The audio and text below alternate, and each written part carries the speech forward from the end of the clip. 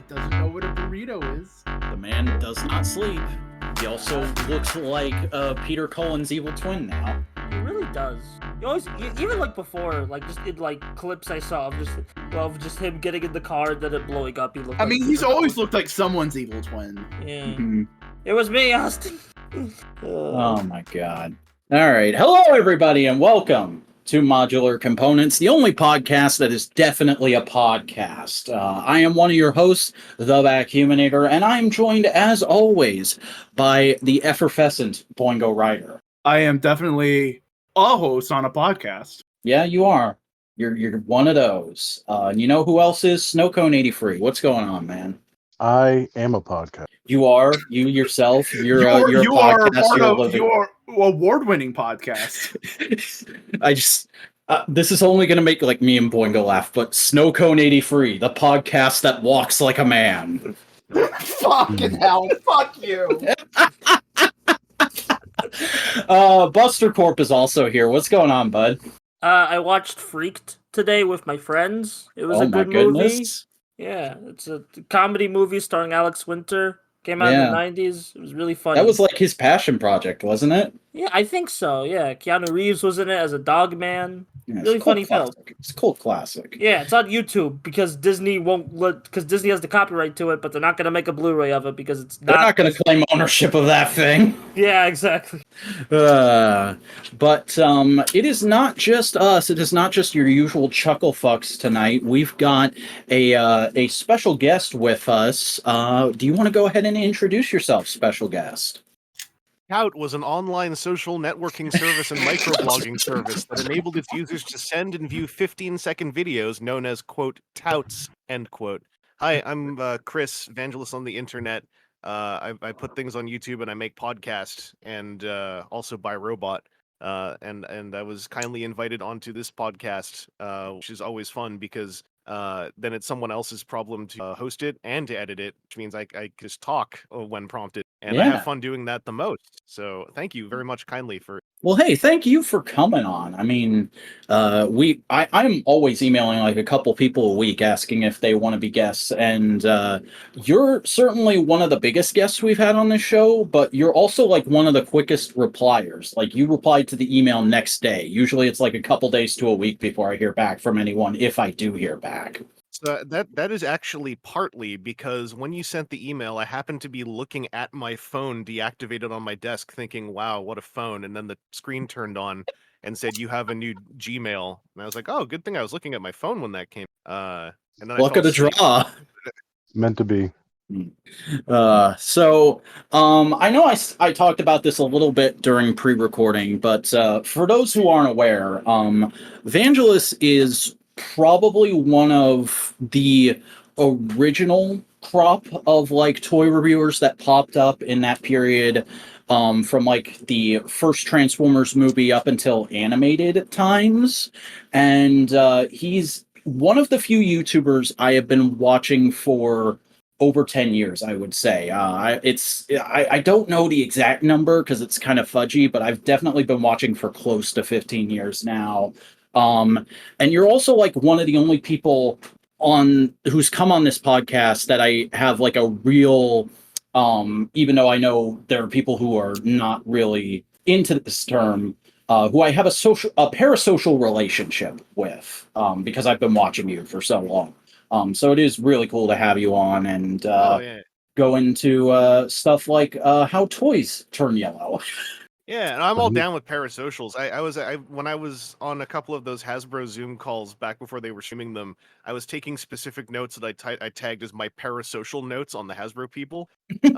Just like taking note of like, instance of camaraderie, or, clearly references to something funny that happened at the office unrelated to Transformers because I thought I'm seeing who they are as human. I had my parasocial column on my notes. I was very, very proud of, but then I was telling people I took all these extra parasocial notes, and they kind of give me a funny look after I said that. I was like, no, but it's well-meaning. So. They're like, oh no, Chris has something wrong with him. We're just learning this. I mean, like, well, I discovered Vac. Like, the reason Vac reached out to me was like I kept liking his tweets on Twitter, which I just do with everyone I find. Like, I don't really like give my likes a special thing. Like, if I like a tweet, I like a tweet, So just like Vac just noticed that and be like, hey, what's the deal? It wasn't until after you though that I discovered that like that's a stim for some people. I was because I rarely got my tweets. I rarely got likes on my tweets at the time, and it wasn't something that like I was seeking out. Like, oh, I got to get my numbers up on Twitter. But when you started liking like almost every tweet I made, I was like, is this person like a mega fan? Do I have one of those now? What the hell is going on here? The mega fan. Yeah. And turned You out can no, say Buster's that. just a little guy. Buster's just a friend, just a pal. Yeah, palling around town. We've been doing the Tokusatsu podcast for over 2 years and 100 episodes. Yeah, history will say we were roommates. Noted pals, capital. Yeah. But I suppose that's a topic to get on for a little bit, is the fact that Vangelis is probably the person who had the most influence on me getting into Tokusatsu. It's a convoluted story and a combination of factors, but you were definitely the first person I ever heard say the word Tokusatsu and start ascribing it to things. And I was like, oh, this is something to look into, because I found your videos through when you started posting on That Guy with the Glasses back in the day. And I can't remember what the first video I watched was, but I know I eventually found my way to the SH Figure Arts videos you posted on there, specifically the Black RX and Joker and Skull videos. And through that, I eventually found my way to the Vadia Sonic episode on Tokusatsu. And then I just kind of went on my own path. Cool. Okay. It's already rare that, because I can count on one hand the number who told me who were not also already made videos on there themselves, who were like, I found you on the That Guy with the Glasses blip posts. Mm-hmm. And then furthermore, to cross-reference that into Vadio Sonic is even more of a narrow slice. And I'm just writing down to my own parasols here. Hang on. I somehow, like, it was weird, because I was going through a phase where, like, because for the first few years of me being, like, more so into the internet as a teenager, I was like, oh, people do toy reviews. That's really cool. And I followed that for a long time. And then I can't remember how. I think maybe it was like I heard somebody reference the Angry Video Game Nerd, and then I went and watched all of his stuff, and then I found out about That Guy with the Glasses through him, and I started just keeping up with that site as best I could. And I think when you got on there, it must have been something like, oh, they're letting toy reviewers on here now. This is really cool. And I hadn't seen your content before then. I had like missed the first couple of years, and I went and watched it, and I was like, oh, this guy's doing way more like editing and actual thought into his reviews than just here is the thing, here is what it does. He's actually like doing some thematic stuff and trying to put on a bit of a performance, a bit of a character in here, and he's got this subtitle thing going on.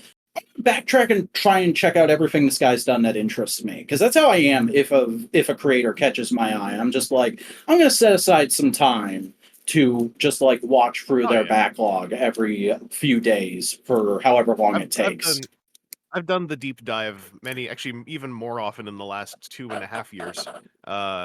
But I've gone and done the deep dive. It's even worse when you start doing that with Twitch streamers, when you're like, I'm going to deep dive the VODs, because it's like, let's turn on another. Yeah, that's why I don't get into Twitch streamers that much. Yeah, you're my mod. I am your mod when I have 20 minutes to come and bomb in on one of your streams. No, if we're just, it's an interesting. Okay, good. No, I was just about to say, if we're just talking about like the if we're doing the Wayne's World we're not worthy bit, you genuinely helped me get through college. Like, you were one of my go-to, I'm going to put you on the background while I work on something with my hands kind of video. Thank goodness. Like, honestly, like, you're not going to get into it. Like, there were people saying, like, we got to make sure that this person gets through college. Can you please, like, just if you can craft this. I'm not saying it was like a specific conspiracy done to ensure one person got through college, but I'm also saying it paid decently, all things considered, for that scope. And I'm happy it happened to affect other people. There was just like a chain email going from one Chris to another. We have to do this. Yeah, we called it Project Boingo, actually, interestingly enough. And because of that, he got through college to become a VTuber. Well, if you've seen Batman Beyond, it's kind of like the Batman Beyond project, where like there must someday be a Boingo rider, and so we have to see to it. That was a Justice League retcon. Oh man. What are you talking about? It was always intended, right? Sure, it was intended, Bruce always Timm. be a Batman. We always intended for a man's genetic material in his testicles to be overwritten by Bruce Wayne. Oh my god.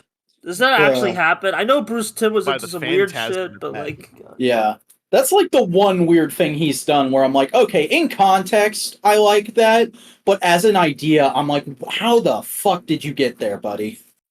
I love it because it was all just so they could get the Phantasm to appear in animation without being named. And it's beautiful. It's just a beautiful conglomeration of things smacking together. It's good times. I used to watch that season of Justice League while simultaneously playing City of Heroes, so I was getting my fill on heroics. Yeah. But yeah, Tout actually had Stephanie McMahon on the board of directors back in 2012. Did we even record the part about touts? We did, but I guess I should mention for people actually listening, because I'm always super OCD about making sure the listeners are cued in.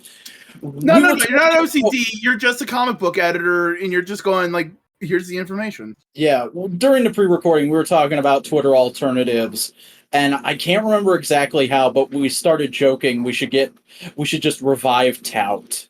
Which was the WWE's attempt at a Twitter alternative back when nobody was asking for that. Specifically, they were just part of a $5 million investment where they made an undisclosed percentage of that $5 million. But Stephanie McMahon, CBO, WWE, would appear on the board of directors for Tout, footnote 10. I'm not supposed to read that part. Oh, what? He's clearly reading off the Wiki Buster. Yeah, what are you talking about? This is completely off the top of his head. Come on. Are you really going to doubt this man? This person we invited onto our podcast? Into our home? Chris Vangelis, who's known for being a WWE and general professional wrestling expert.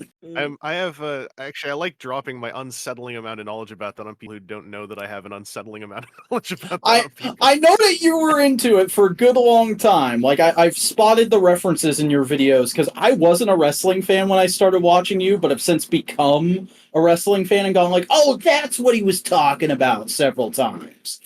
But I've unironically used the word kayfabe when meeting someone for the first time for coffee, which was interesting. I love how VTubers go. Good. No, go. I was talking about it in reference to how I was doing in Ontario. We have not full on therapy, but like a mental health thing that's actually afforded to you if you're in Ontario by OHIP called Bounce Back.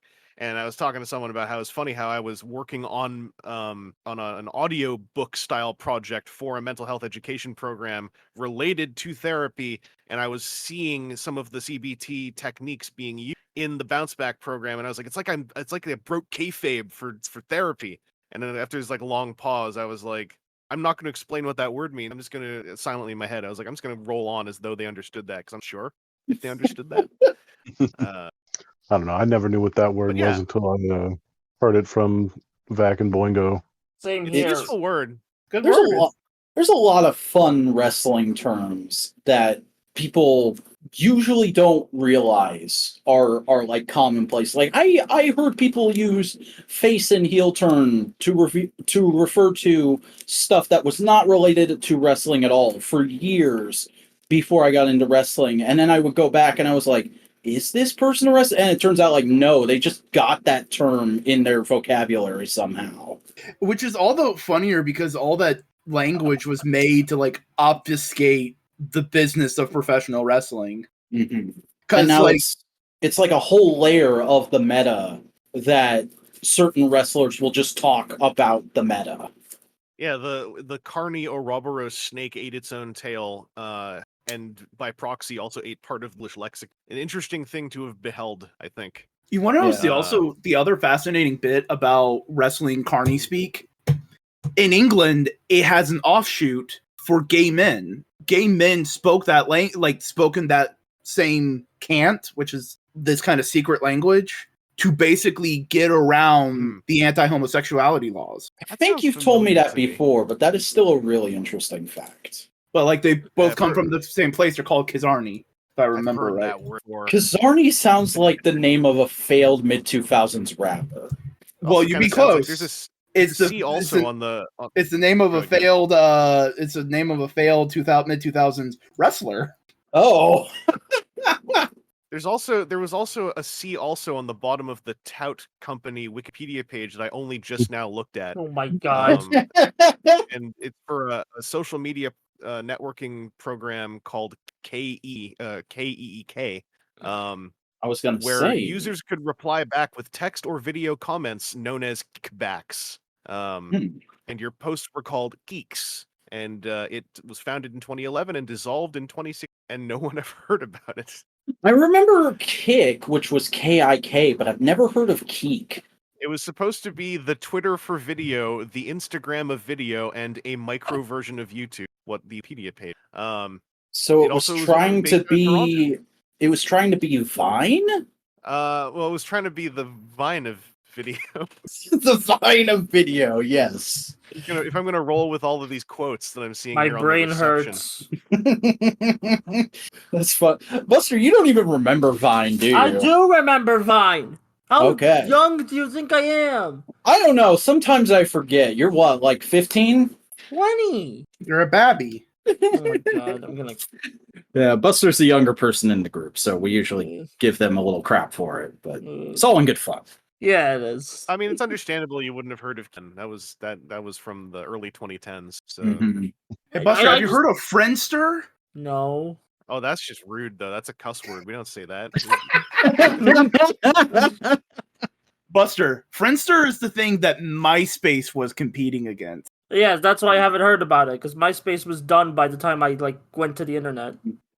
And the whole reason MySpace won is Friendster only had 100 friends. You can only have 100 friends. Never forget the drama who was in whose top friends list. That's the funny thing about social media, though, is there is like an etymology, almost a generational thing of it now, where I am very much a Twitter person, but my mom is a Facebook person, and at the same time, my older sister, I have very clear memories of her only using the family computer because we were a family that only had one computer for years, and it was you only get a certain amount of time on it. We were one of those for a good chunk of my childhood, and she would use her time for a good couple of years, always just to get on and check her MySpace. And I remember looking at MySpace over her shoulder from across the room and being like, what is that? That looks weird. What's going on there? And I know there are people who are close to me in age who remember being on MySpace. I mean, I did, if it makes you feel... I did watch YouTube, way too young that I probably should have been. I remember watching, old Sugar Conroy Let's Play. That was, some of the first stuff I watched. Still doing at it. Good for him. It's all about being able to roll with change. I was just trying to remember the name of some, but part of the reason I still enjoy using the internet is because ever since I was a kid, I was interacting with parts of. I was talking to someone about this recently, the kind of spooky thing that I think is part of what has caused such a shell shock destruction of Twitter is that it's forced a change that usually would just naturally happen over 5 to 10 years. But instead of that just naturally happening, like the previous one being the move from messages to social media.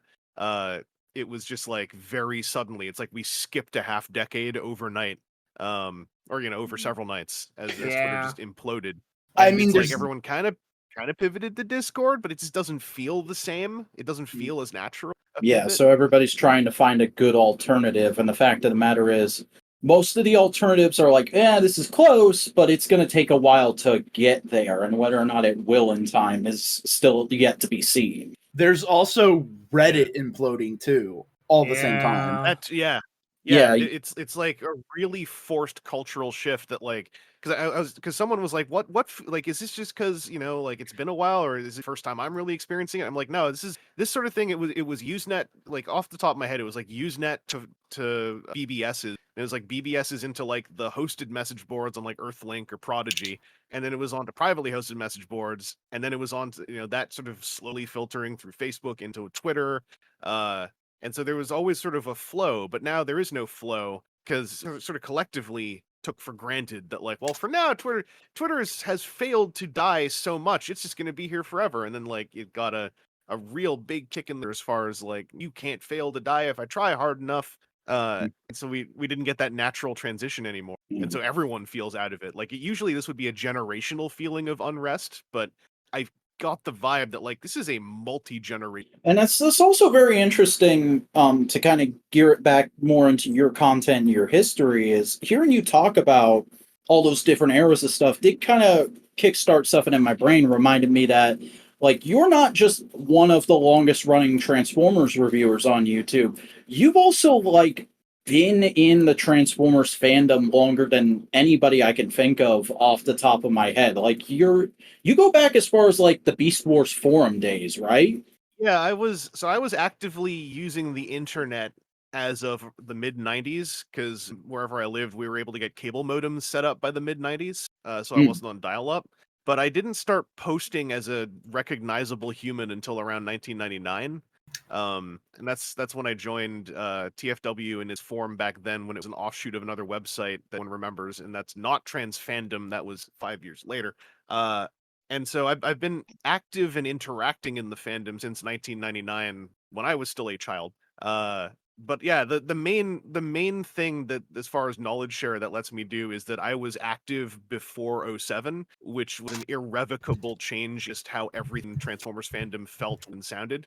And it's always fun to remember every now and then, like pre '07, because I mean, there have been other shifts since then, but like the shift in 2007 was like literally two planets smacking into each other. Yeah. Like before then, TFW 2005 was a fan site, and like I remember the traffic spike after the movie came out being like so big that it like killed the site for What? a notable amount of it like obliterated the site's bandwidth, and it wasn't just TFW, but like that's the one I was on. It's neat seeing that and seeing like where fandom is right now, and the other thing I really like to soapbox a little bit is that the fact that people like me exist but nobody's in charge is also like so important, especially for our fandom. When you look at some other fandoms where there are, you could call like old heads who also kind of run things, is that that creates the ability for power to be abused, toxic platforms to rise within that fandom. Whereas with Transformers, I always like talking about how we've had so many on ramps that it's actually impossible to become like a super villain in the Transformers fandom now, because no one will listen, because most of the fandom won't even know who you are. It's, in the scope of like being able to set about toxic generation to the level of like a toxic Star Wars like that. Like yeah, it's not possible to transform, in my opinion.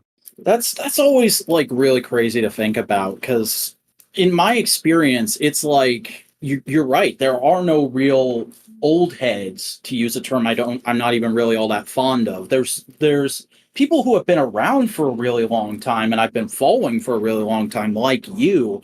But then it also feels like every 2 to 3 years, a new big name will arise out of nowhere, or I'll discover them right at the peak of them rising up. I remember at the start of the pandemic when all the triple takeover guys started becoming big names, and I had been following them for a little bit before then, but for them to start the podcast and then suddenly be like people I saw other people posting about like, oh, did you see what 60 did, or did you see what so and so did? And it was like, oh, okay, so these guys are names now. That's interesting. And a few years before that, it was Jobby the Hum, and I can just go back and back and back right up until when I started paying attention to the fandom, because I got into Transformers with the Unicron trilogy, but I didn't start like going online and looking for Transformers stuff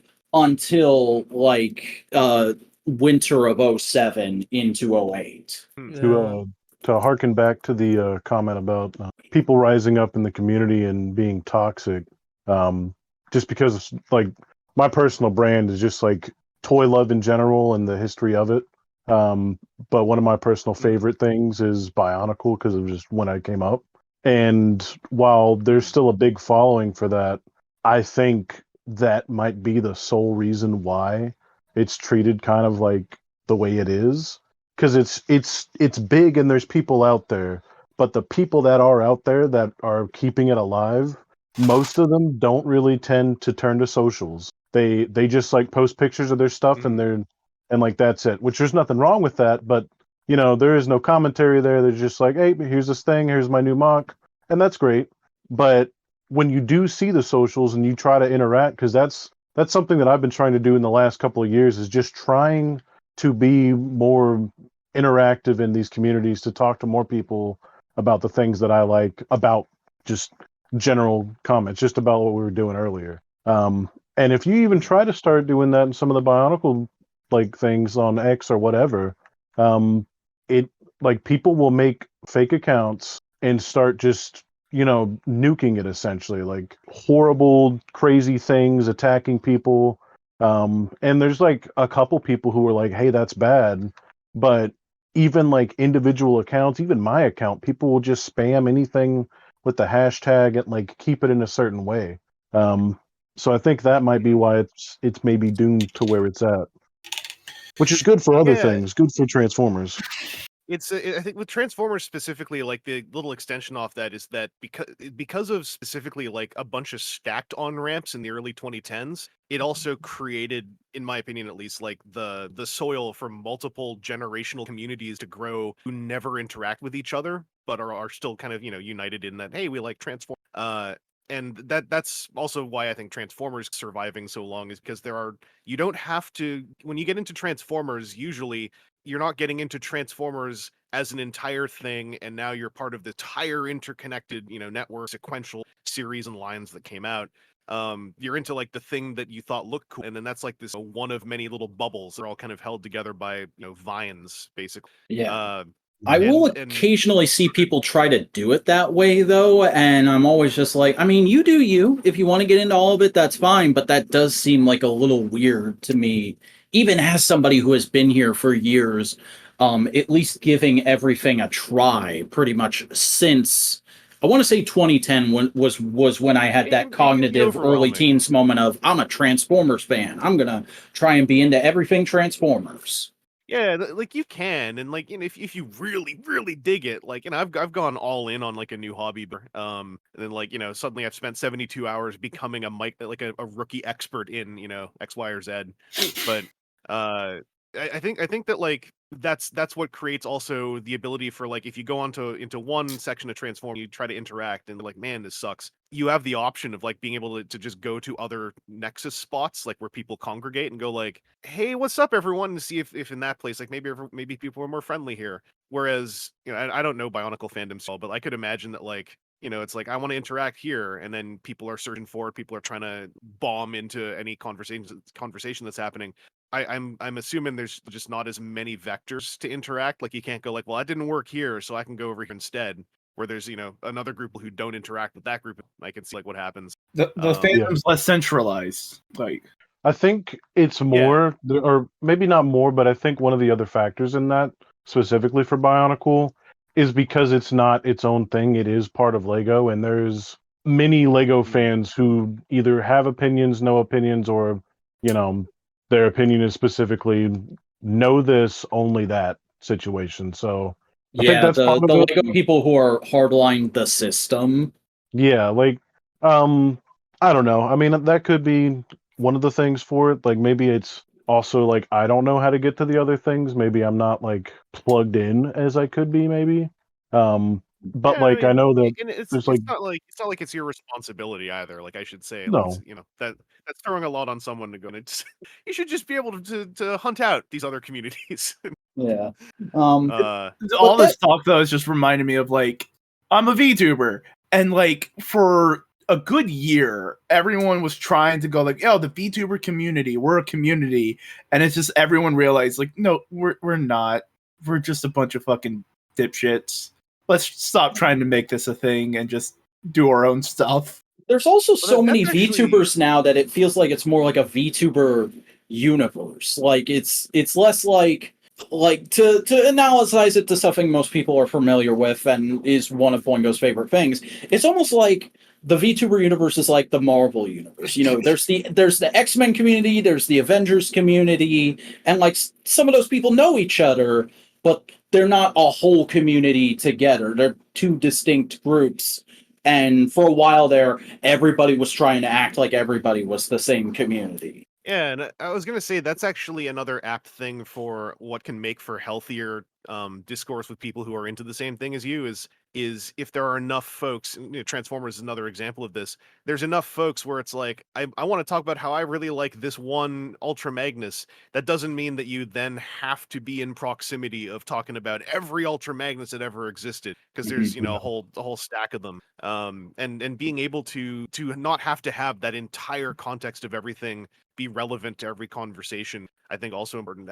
Not to bounce off it, but I was also just thinking of like, the idea of VTubers and Twitch streaming and people who build, little communities around themselves. That's another thing I've tried to be better about in the last few years, of like, through my own little means, just trying to like hack out a little bubble around me, so that like if we're having conversations in proximity of me as a virtual entity, I try to make sure the vibe is like kind enough where it's like you don't have to be worried about like coming into the 12-foot radius I'm standing in on the internet and saying like, yo, I thought that Ultra Magnus I try to make sure there's an air around me where you don't have to worry about people like running in to go like, I hate it when people talk about Ultra Magnus and I'm here to make sure you all know who I am, kind of thing. It's not I don't think the set responsibility of anyone creates a community around themselves necessarily, but I think that if as an individual want to have a community around you, you got to do your part to like cultivate that community a bit. Like there was a lot of talk on Twitter last year about that in board game spaces, where there was a thing happening like you guys were talking about, of like the board game community being very like, we all love board games and we should try to cultivate this a more fun atmosphere of like, we're all in this together to have a good time, because it was immediately getting co-opted by bad actors who were like, yeah, we're all here for a good time. Anyway, let me tell you about my sort of unsubtle bigoted viewpoints under the auspices of we're all here to have a really good time. Because you're not going to gate me off as a gamer from this kind of conversation. It's not something they actually said, but you know what I'm talking about. And the dog whistles are ringing. Super loud. And so there was talk about how like on Twitter, a website that used to exist last year, that there was a sort of importance in actively, if you are a community like Nexus Point, to actively block people who are downright toxic to the atmosphere that you want to be cultivated around you. It's not about blocking them, you should or shouldn't. It's what kind of tone do you want to exist around you? Because if you don't block them, they're going to reply to the people replying to you, and that's going to make you into, you're going to be next to the stinky dumpster. So why don't you have an the stinky accessory to their dumpsters shit. removed? Yeah. Yeah, and like without participating. I've always been more favorable of sites that have a mute button in addition to block, because block is like the public, I want you to know I don't want you to talk to me. But mute is, I just don't want to see you anymore. They can't see if they're muted. So if you block a person, there's always a possibility, if they're weird enough, that they will make another account to follow you that way. But if you mute a person, then they'll just have no idea, and they'll just keep screaming into the void that is your replies. Are they also, or some fuck nuggets think that being blocked is like a badge of honor of like, I annoyed them enough that they blocked me. Yeah, there's that. You just gotta be into that though. You gotta enjoy that, because like the way I kind of trained myself is it was a couple things. Because the base reason I trained myself is because like the one thing mute doesn't do is prevent them from replying to people replying to you. And so like in my case, because I make enough stuff online that I sort of attract a little. I make enough noise that like I'm a vector point. I ended up discovering I actually like the visual in my brain that my block button was just a shotgun I was walking around with. And just going like, I don't like this. And then I'm just picturing you in like a TFCon dealer room with that box of roses from Terminator 2, and then somebody just comes up and starts screaming about like, I don't know, clear plastic or something, and you just whip the shotgun out of the box. Boom. But then obviously you start to get people, as you said, who are like, look at this, my trophy, I was blocked. And after a couple times, I sort of, the way I processed it was like, it's super weird how that guy who got run over by a car like took a picture of himself after he got run over by a car and then put it up on his wall and said, hey boys, check it out, I got run over by a car. Aren't I freaking That's cool? a really good way to look at it, actually. It's like if you got hit by a truck and then you were like bragging about it with photos. Like, check out how I got hit by a truck so hard that I can't talk to the truck anymore. It's like, all right, I will give you that. That is my gift to you as our parting gift. Yes, you may tell people. They're gonna remember that blood stain. Meanwhile, you're already cleaning the car off. Guys, Yeah, check it out. I was a casualty in a mecha fight. Because it's child brain. Because like if I go to a library and I start shrieking and then they throw me out of the library and I activate child brain, I'm gonna go on. I'm gonna go to my friends and go like, I got thrown out of that loser library finally.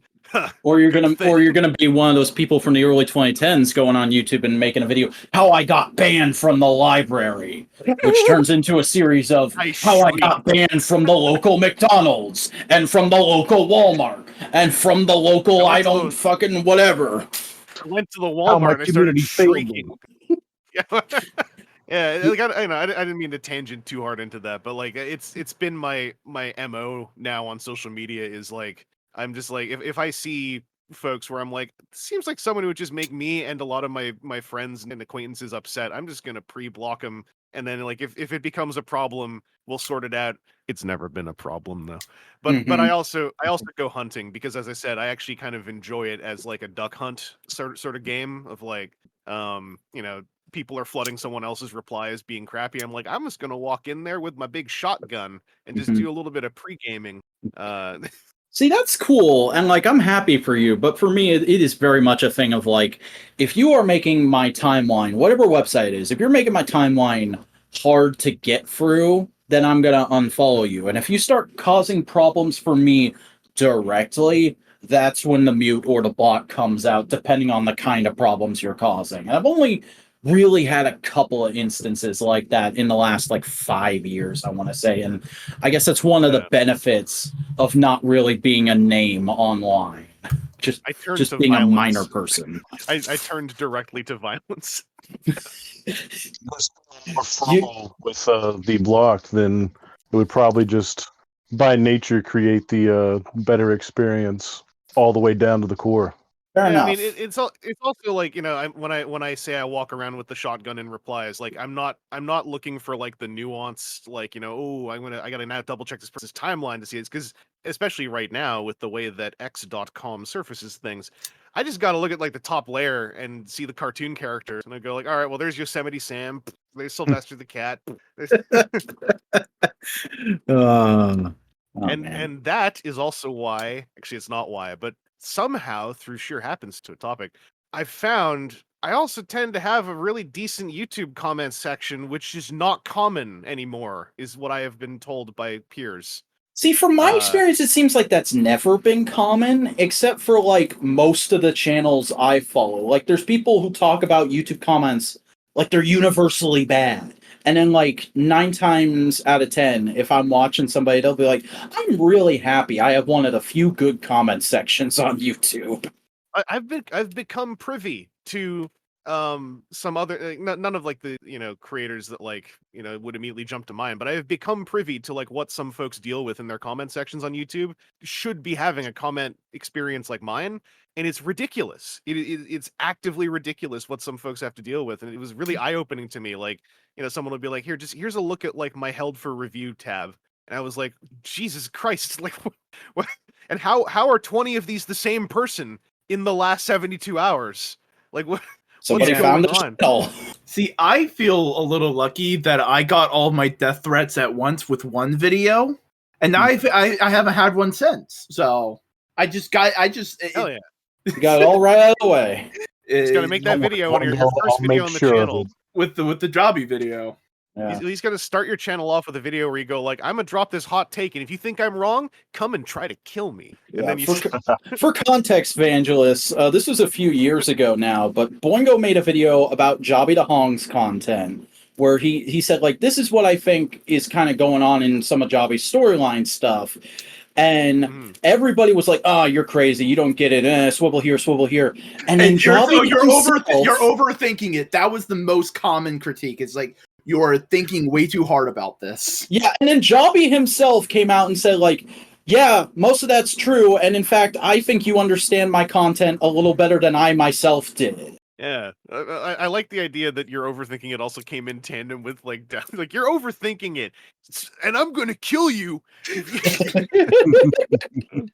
I got like several KOISs and that kind of things. How dare you People just make me think people about like my the food favorite porn. YouTube toy man harder than I usually Hey, do? not to big dog on someone who would drop a KYS on someone for stupid reasons, but like also how lazy is it to go to KY? Like if you're gonna do it, friggin' say you're gonna do it, coward. Like if you're if you're gonna go out there and start going like, Yeah, why are you KYS, outsourcing like, your yo, threat to me? yeah, friggin' get off your couch, lazy generation. Bootstrap up. Actually, I should stop this because it's also going like, no, if you're gonna do a death threat, you go enact it yourself because someone will. So we're also not saying. All of a sudden, there's a knock at Vangelis's door. If you're gonna do it, do it in Minecraft. Little do they know I'm No, prepared. it doesn't work anymore. Don't do that. Don't encourage Oh. Yeah, you know what I'm. Yeah. Fortnite? No, yeah. One of the many things taken away from us in the last decade is although you can't get into where I live, I've made sure of that through my sheer mess. It is actually impossible for someone to get in here without making a very loud noise. Yeah, I wanted to ask about that because you're also like somebody who's been collecting for pretty much their entire life, right? Yeah. And also the bigger problem is I had this is me doing a little overshare, but I'm not trying to like start a whole tangent. But like It's good. I had some pretty bad depression in like 2017, 18-ish, 2016 to 18, which led to some depression clutter. And then 2019, things were starting to look up. And the end of 2019, I was like, I think I'm finally ready to like 2020 is going to be my year. Everything's going to be better. And so, do you know what a whiplash is? Oh, have you gotten your club jacket yet? So I went from almost healing to boy howdy not. 2020 was a bad year. It was a bad year. I was legitimately one of those people who went, oh, 2020, that's going to be a good year for me. I'm going to finally start getting out and doing stuff and talking to people and making friends in my local area. You know what the fucking worst part about that is that 2020 is such a perfect round number. It's such a good number for such a shit year. It's unfair. It should have been a good number. But yeah, it led to double depression clutter, which I'm still kind of sore. And then like this year, I had a whole funny thing happen where I'll say it because like I'm also trying to destigmatize it. And also every time someone else says they went through it, I feel better. But right before TFCon Toronto, I also then discovered that I had bed bugs in my bed. Oh. Because that can happen in like large apartments in a downtown area. Like it's something you just have to be prepared for, but it's stigmatized as such a catastrophe that I didn't deal with it very well for a couple days. It has since been mostly solved, and I'm now trying to dig my way out of the aftermath. Because little education in case anyone feels like, oh no, if I get bed bugs, what did I do wrong? You could get bed bugs from sitting on a chair. Right, like it's all it takes is a stowaway, and the thing is, they are killable with heat and neurotoxin, and so they can be made to stop, which thankfully I was able to, but that didn't help either. So I'm still digging my way out of some of that, and it also didn't help that I had like, okay, I've got like my double depression clutter, I'm dealing with this. Oh no, now I have like a minor infestation, and then what's my brain gonna do? What if they're in everything? Which is actually like completely irrational. Like the moment I can, step back, it's like there's no logical reason. Well, I can also see how you would get there with like being somebody who's regularly bringing. I mean, I don't want to say like you're overspending or anything, but you're bringing a lot of new items into the house fairly regular. Yeah, well, thankfully, actually, not as much this year. So that one less thing to think about. And I should say, I never do like I never do the main vectors. I don't like drag a couch in from outside. I don't grab bedding from the garbage stacks, etc. Like I'm generally biologically clean. It's my plastic it becomes towers. Basically, my solution is always more stackable containers. I'm in one of those phases. Yeah. I'm going to give you the little bolster. Stackable plastic containers, bed bugs very specifically don't like them because they can't climb them. Hooray! So they're actually very safe. And I also then discovered, like, hey, the ones I have with gasket sealing, if I think something's in something, put it in the gasket box, soak a paper towel in delicious neurotoxin, and throw it in the gasket box as well, and just let it sit for a little bit. Because plastic can't die from neurotoxin. Plastic don't got neuros to be toxin. Plastic ain't never gonna die. It's gonna kill the earth. That's right. Plastic will outlive all of it. Plastic's like Superman. It's been here before us, and it'll be here long after us. One minor crises that I experienced collecting related, right around 2020, or well, it was 2019, 2020, I finally like moved into like my own place and everything, which allowed me to display my collection for like the first time ever. I had been like, a lot of my stuff was just my original toys growing up, just everything else. And I would just buy it, store it, and be like, one day I'll put this up. But I mean, Boingo Rider saw it. There was a 8-foot tall, like 2.5, 3.5 foot, like deep wall of boxes behind like my whole room, essentially like reducing the footprint of my room. And that was just my collection. So I finally move and get it all put up. And it turns out this house is a very, very humid house. Very different than the house that I lived in before. In which, I mean, I'm in Florida. I should be used to it. I just happen to live in one of the most like aerated old, like it's called a shotgun shack. It's set on like it's like a wooden built home on concrete stilts, so it breathed more. And this is a block home set in a swamp, essentially, is where I moved to.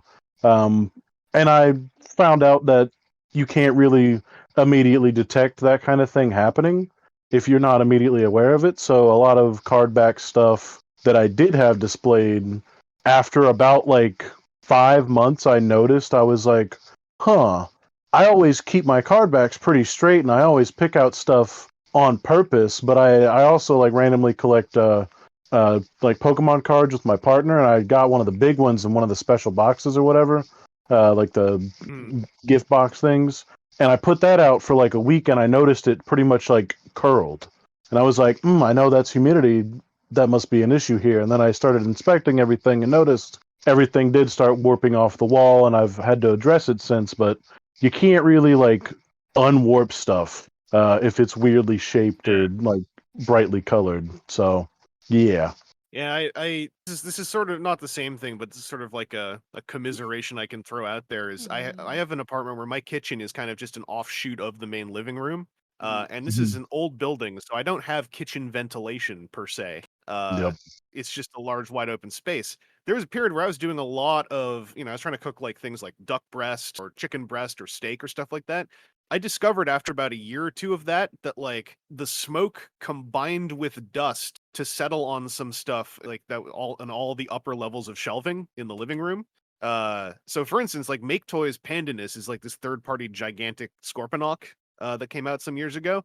I still have to clean him someday because he's got a whole lot of what I've come to term grease dust on him.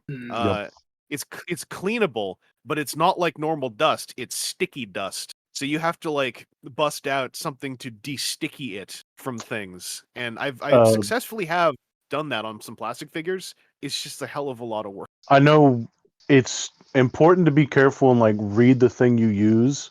I've used like ultra diluted like Ajax degreaser on similar things like that. I bought the I don't know if you're familiar with Legos, but from a friend of mine who I will not name for reasons, just so happened to have bought the entire like Galaxy Quest or something Lego line. I can't remember what it was. It was the UFO ones. It came out in like the mid 2000s or something. So he had all of them, every single set. But it stored it in a shed in a cardboard box, and that's it, with the box lid open. And he was like, I'll get rid of these. And I was like seeing it sell for a lot. And I'm like, you know what? I want that. I'll just buy it from you for $40 because that's what he was trying to sell it for. And I'm like, I'll clean it up. What's the worst it could be? And how hard could that be? And I'll just like resticker everything, whatever.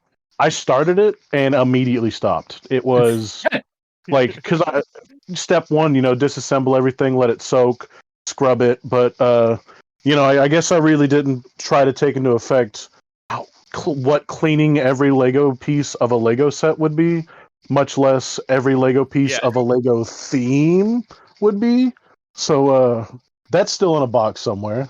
I am always Yeah. low-key terrified of that kind of stuff because, like, I'll dust toys, and I've like restored a vintage toy or two for fun, but like the idea of a toy getting ruined just because of effects of being in my living space is something that terrifies me so much that like I do eat a lot of chicken for my dinners and whatnot, and for a while I would just cook it up in a skillet in the kitchen stove, but then I realized like I was making the entire house smell like chicken for the rest of the evening doing that, and I was like, all right, I guess this is happening, and I went and bought like a little Gary Coleman grill. And so now like most nights when I get home from work, I walk my dog and then I come back and I stand out on our back porch and grill chicken for like, and that's like 45 minutes out of my evening.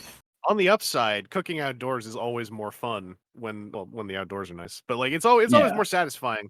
But no, the thing I found, like my tools of the trade that I found help with grease-based dust is actually Goo Gone in very light amounts. Yeah, I've done Goo Gone. I'm very much into Q-tips. Duck brand adhesive remover now. Oh yeah. Like anything for like stuff for tape or sticker residue seems to play all right, but as long as you're using it in light amounts. Also, toothbrush. I have a lot of old toothbrushes I use for both that and actually scrubbing paint off of secondhand miniatures now. Yeah, So I got lots of little tools here and there. It's a time commitment for something like Pandanus where I just don't really want to. yeah.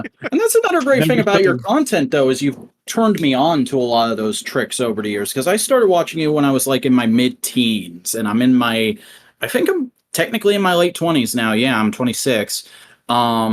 And like over the years, I picked up on stuff. Like I learned the whole pledge floor polish trick through you, and just recently, I can't remember when it was. It was like a year or two ago.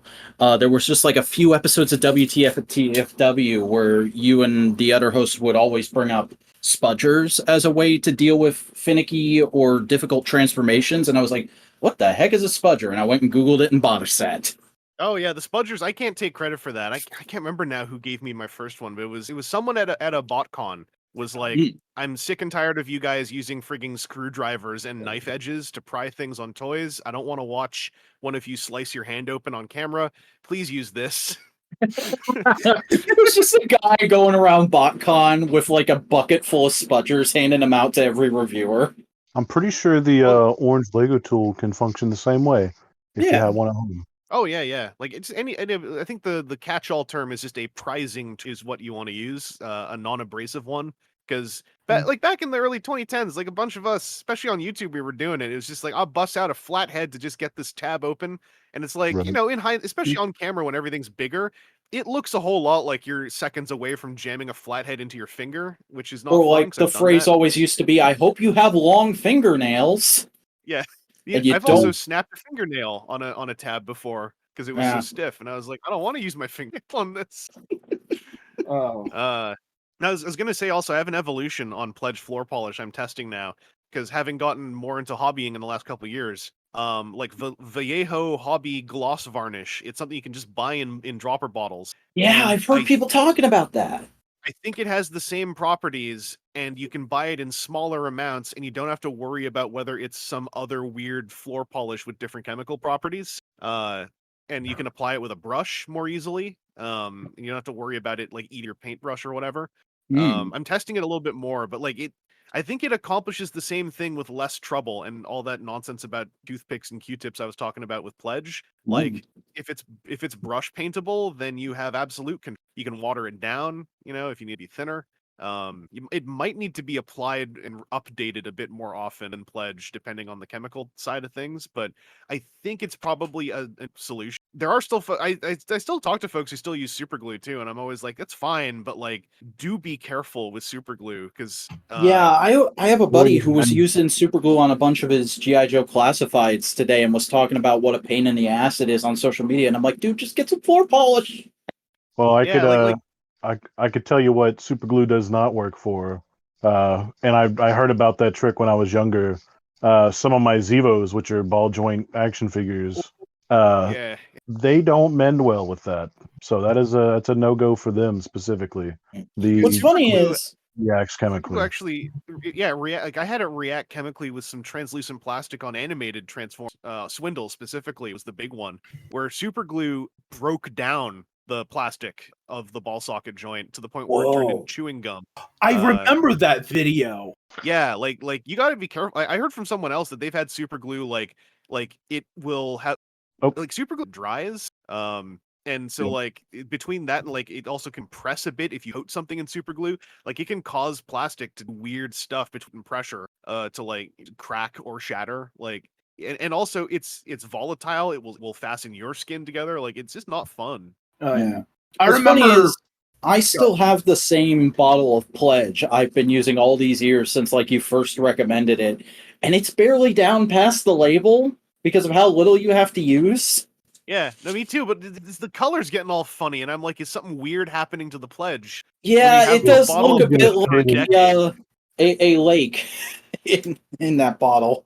I would say just from like what I know about using compounds for other things, like just various other types of like construction, I'd like re-up that bottle every now and then, like every like 3 years anyways, because I do know of other chemicals to use in like mechanics or other things that like, unless it's WD-40, like I don't really trust it if it's sat for a while, because it could just be something else now.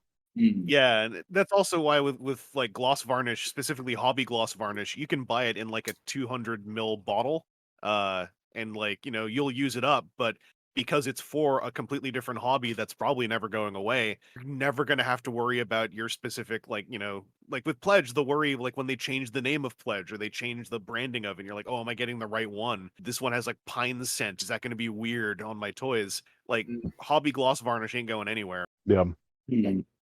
I may look into that then. Yeah, I still got to do a few like heavier tests with it. I just haven't yet, because anything I have that's kind of floppy where I'm like, I really should try this. I'm like, I should film this while it's floppy first, and then I don't. And that's probably like a big problem though. It's just like I want to do something with this, and content creator brain is always just like, but I could make a video out of it. Yeah, aren't you the guy who also films all the packaging whenever you get new toys? I do.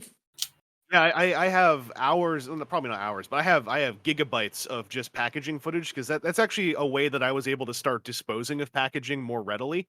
Is I film it, and then like there are boxes I've been holding onto for like 15, 20 years that I was able to finally get rid of because I filmed them, and then I was like, I know I'm not selling this toy anytime soon, and I've learned that like especially like Masterpiece Transforms, if I sell them at a toy show loose for like $50 undergoing rate, someone will buy it immediately. They will think they're getting an excellent deal, and they got it under price because there was no box, and they feel good about it. So I do film all my packaging whenever possible, because also it makes for 30 seconds of roll that I can use. And it helps me remember also like what I've bought. I mean, and in just another nebulous way, it's also like preservation to an extent of like it's a piece it's a piece of the collecting aspect that does not get saved. So to save it is like, all right, cool. So that's how the boxes work. And except for people who are like hardline mint and box collectors. Well, I used to save boxes thinking like we need to have a copy in the fandom for archival, and then like eventually, it's like, okay, Evangelist, when are you opening your museum? Yeah, well, that. And also you look into, TFU and Unicron.com, and a lot of the wiki folks are already doing archival. It's like someone with the actual equipment to do it is doing it. So if I'm filming the packages, that's good enough. It also helps get rid of a huge source of waste. Like actually, I was just looking through my bedroom closet, and realizing about a third of it is some third-party toy packaging that I just threw in there in a big organized stack many a year ago and then forgot about. And I'm like, I should check if I filmed these boxes and then just get rid of these boxes, because I live in a downtown Toronto apartment. I don't have a lot of space. Yeah. I think part of it is also like the reason a lot of people felt that way, like that archival way for a long time, because I've heard that sentiment from several collectors who are older than me besides you. I think it's like a leftover or like a transference of like old school comic collector brain, Because you used to hear that all the time with comic collectors of like, oh, I buy free copies. I buy one to read, I buy one to just have, and I buy one to display. And it's like, what are you trying to accomplish here, bud? To make Well, $1,000 in 10 years. Yeah. in 10 years, 15, 20 now. Yeah. Oh, it's not even I love it 15, when 20. I can still buy dollar bin pieces of shit from the 90s. Yeah, the only I love it issue when that's you try really to- come out in the last like 10, 15 years that's really worth anything is the first appearance of Kamala Khan. I love it when you try to figure out the like amount of money per year that when one of those sales finally happens. Because with toy collecting, when you talk to folks who are not as deep into it, it's still one of the first topics they'll go is like, do people buy stuff to hold on to or whatnot? And, you tell them first about the funny tale of Lego, and then after that, you're just like, even if someone gets lucky, for the most part, you're holding on to something for like 10 years to make $500. So you've made $50 a year by doing that. Oh yeah. Was it worth it? I'm friends with the guy who runs my local vintage shop, and he'll talk all the time about like how like he's not necessarily jaded, but he does to an extent feel like he's seen it all before, of like the cycle of I want this because it's like what I had when I was a kid, and maybe this one will be worth something someday, and it's maybe worth the same price you originally paid for it for me to buy it and resell it for $5 more. The main thing I tell people is like the difference between now and the 80s being that's the big one, right?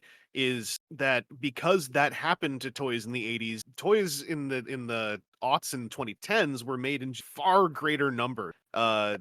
Like there are just too many pieces of them to become that valuable in the long run, and that's probably still the case now.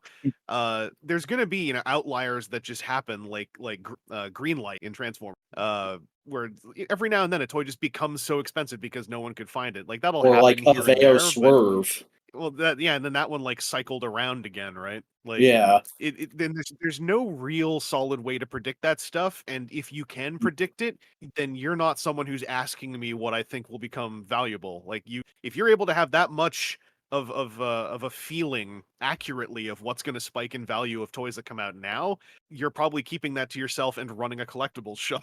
So, yeah, the only thing I've seen happen in like the last few years that's even remotely like what happened with a lot of 80s toy lines is I have seen over the last couple of years like a slow but steady uptick in prices for Unicron trilogy stuff, because obviously that's my childhood connection to Transformers, so I go back and buy one or two of those that I don't currently have every once in a while. And I have noticed like since Hasbro with like Generations and Legacy and whatnot have started calling back to it, that people have gone like, oh, I remember that, I want that. And so online sellers have gone, oh, I can ask a little bit more for it now than like say back in the 2010s when it was like the unsellable stuff. Oh yeah, and I think that that's gonna last, generationally here and there. That'll happen, but it's probably not going to become like the case of Armada Optimus Prime is now a $1,500 pin box, because there were enough. Well, actually, Armada might, because the packaging was in such a funny shape that like it's harder to have I guess gem mint sealed ones, but the sheer numbers of production I think put a ceiling on how much one is still.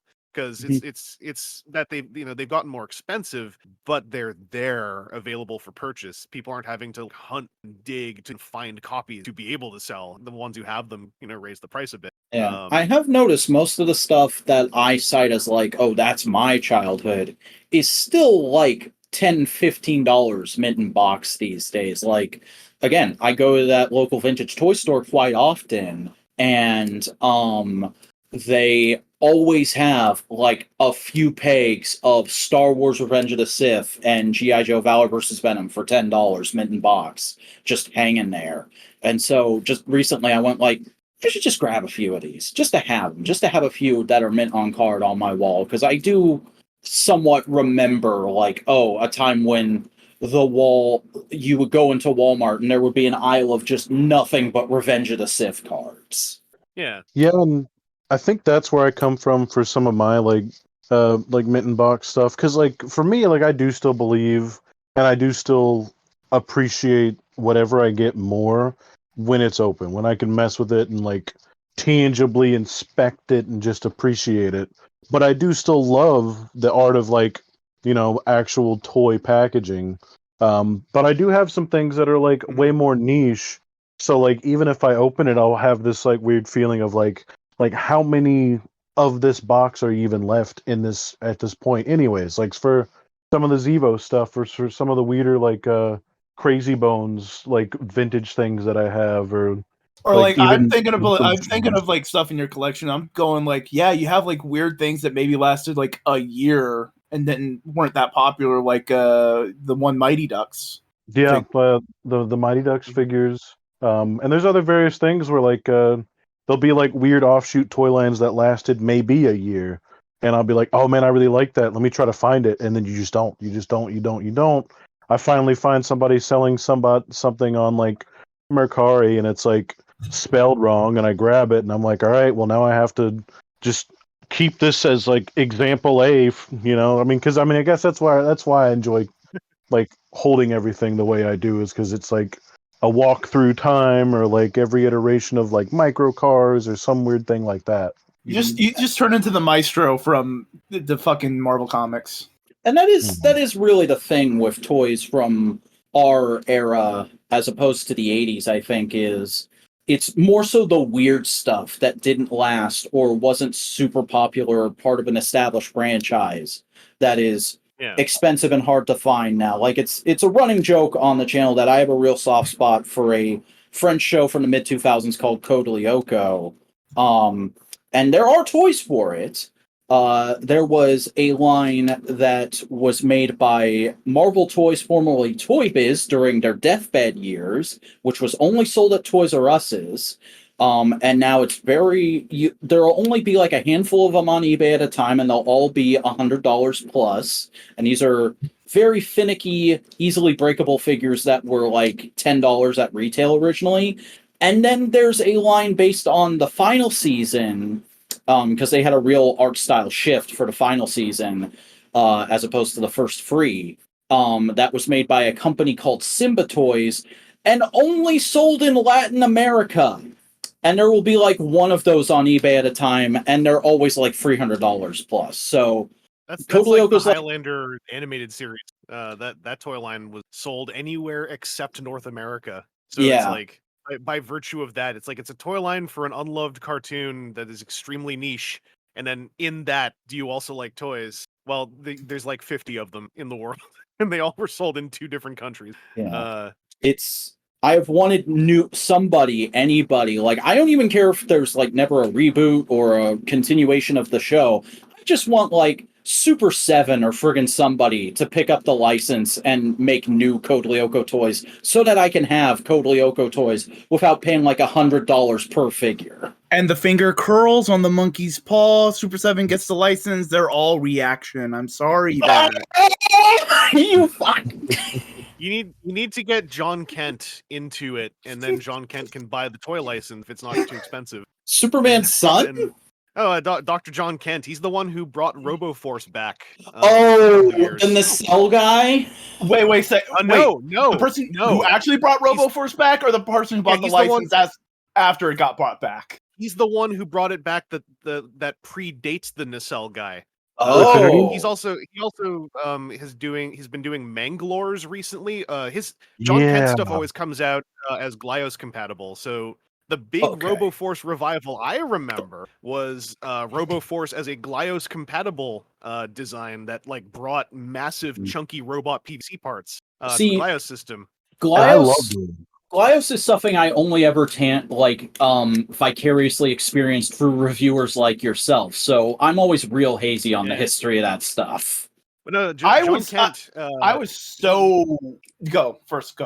I was gonna say, if you want to look him up, the actual site is Toyfinity, is his company. So he's got Manglores, Mortals, and he still has the Zeroids, which are a remake of some of the original tin robot toys that I think predated the original RoboForce. Are the Zeroids the 3D printed ones?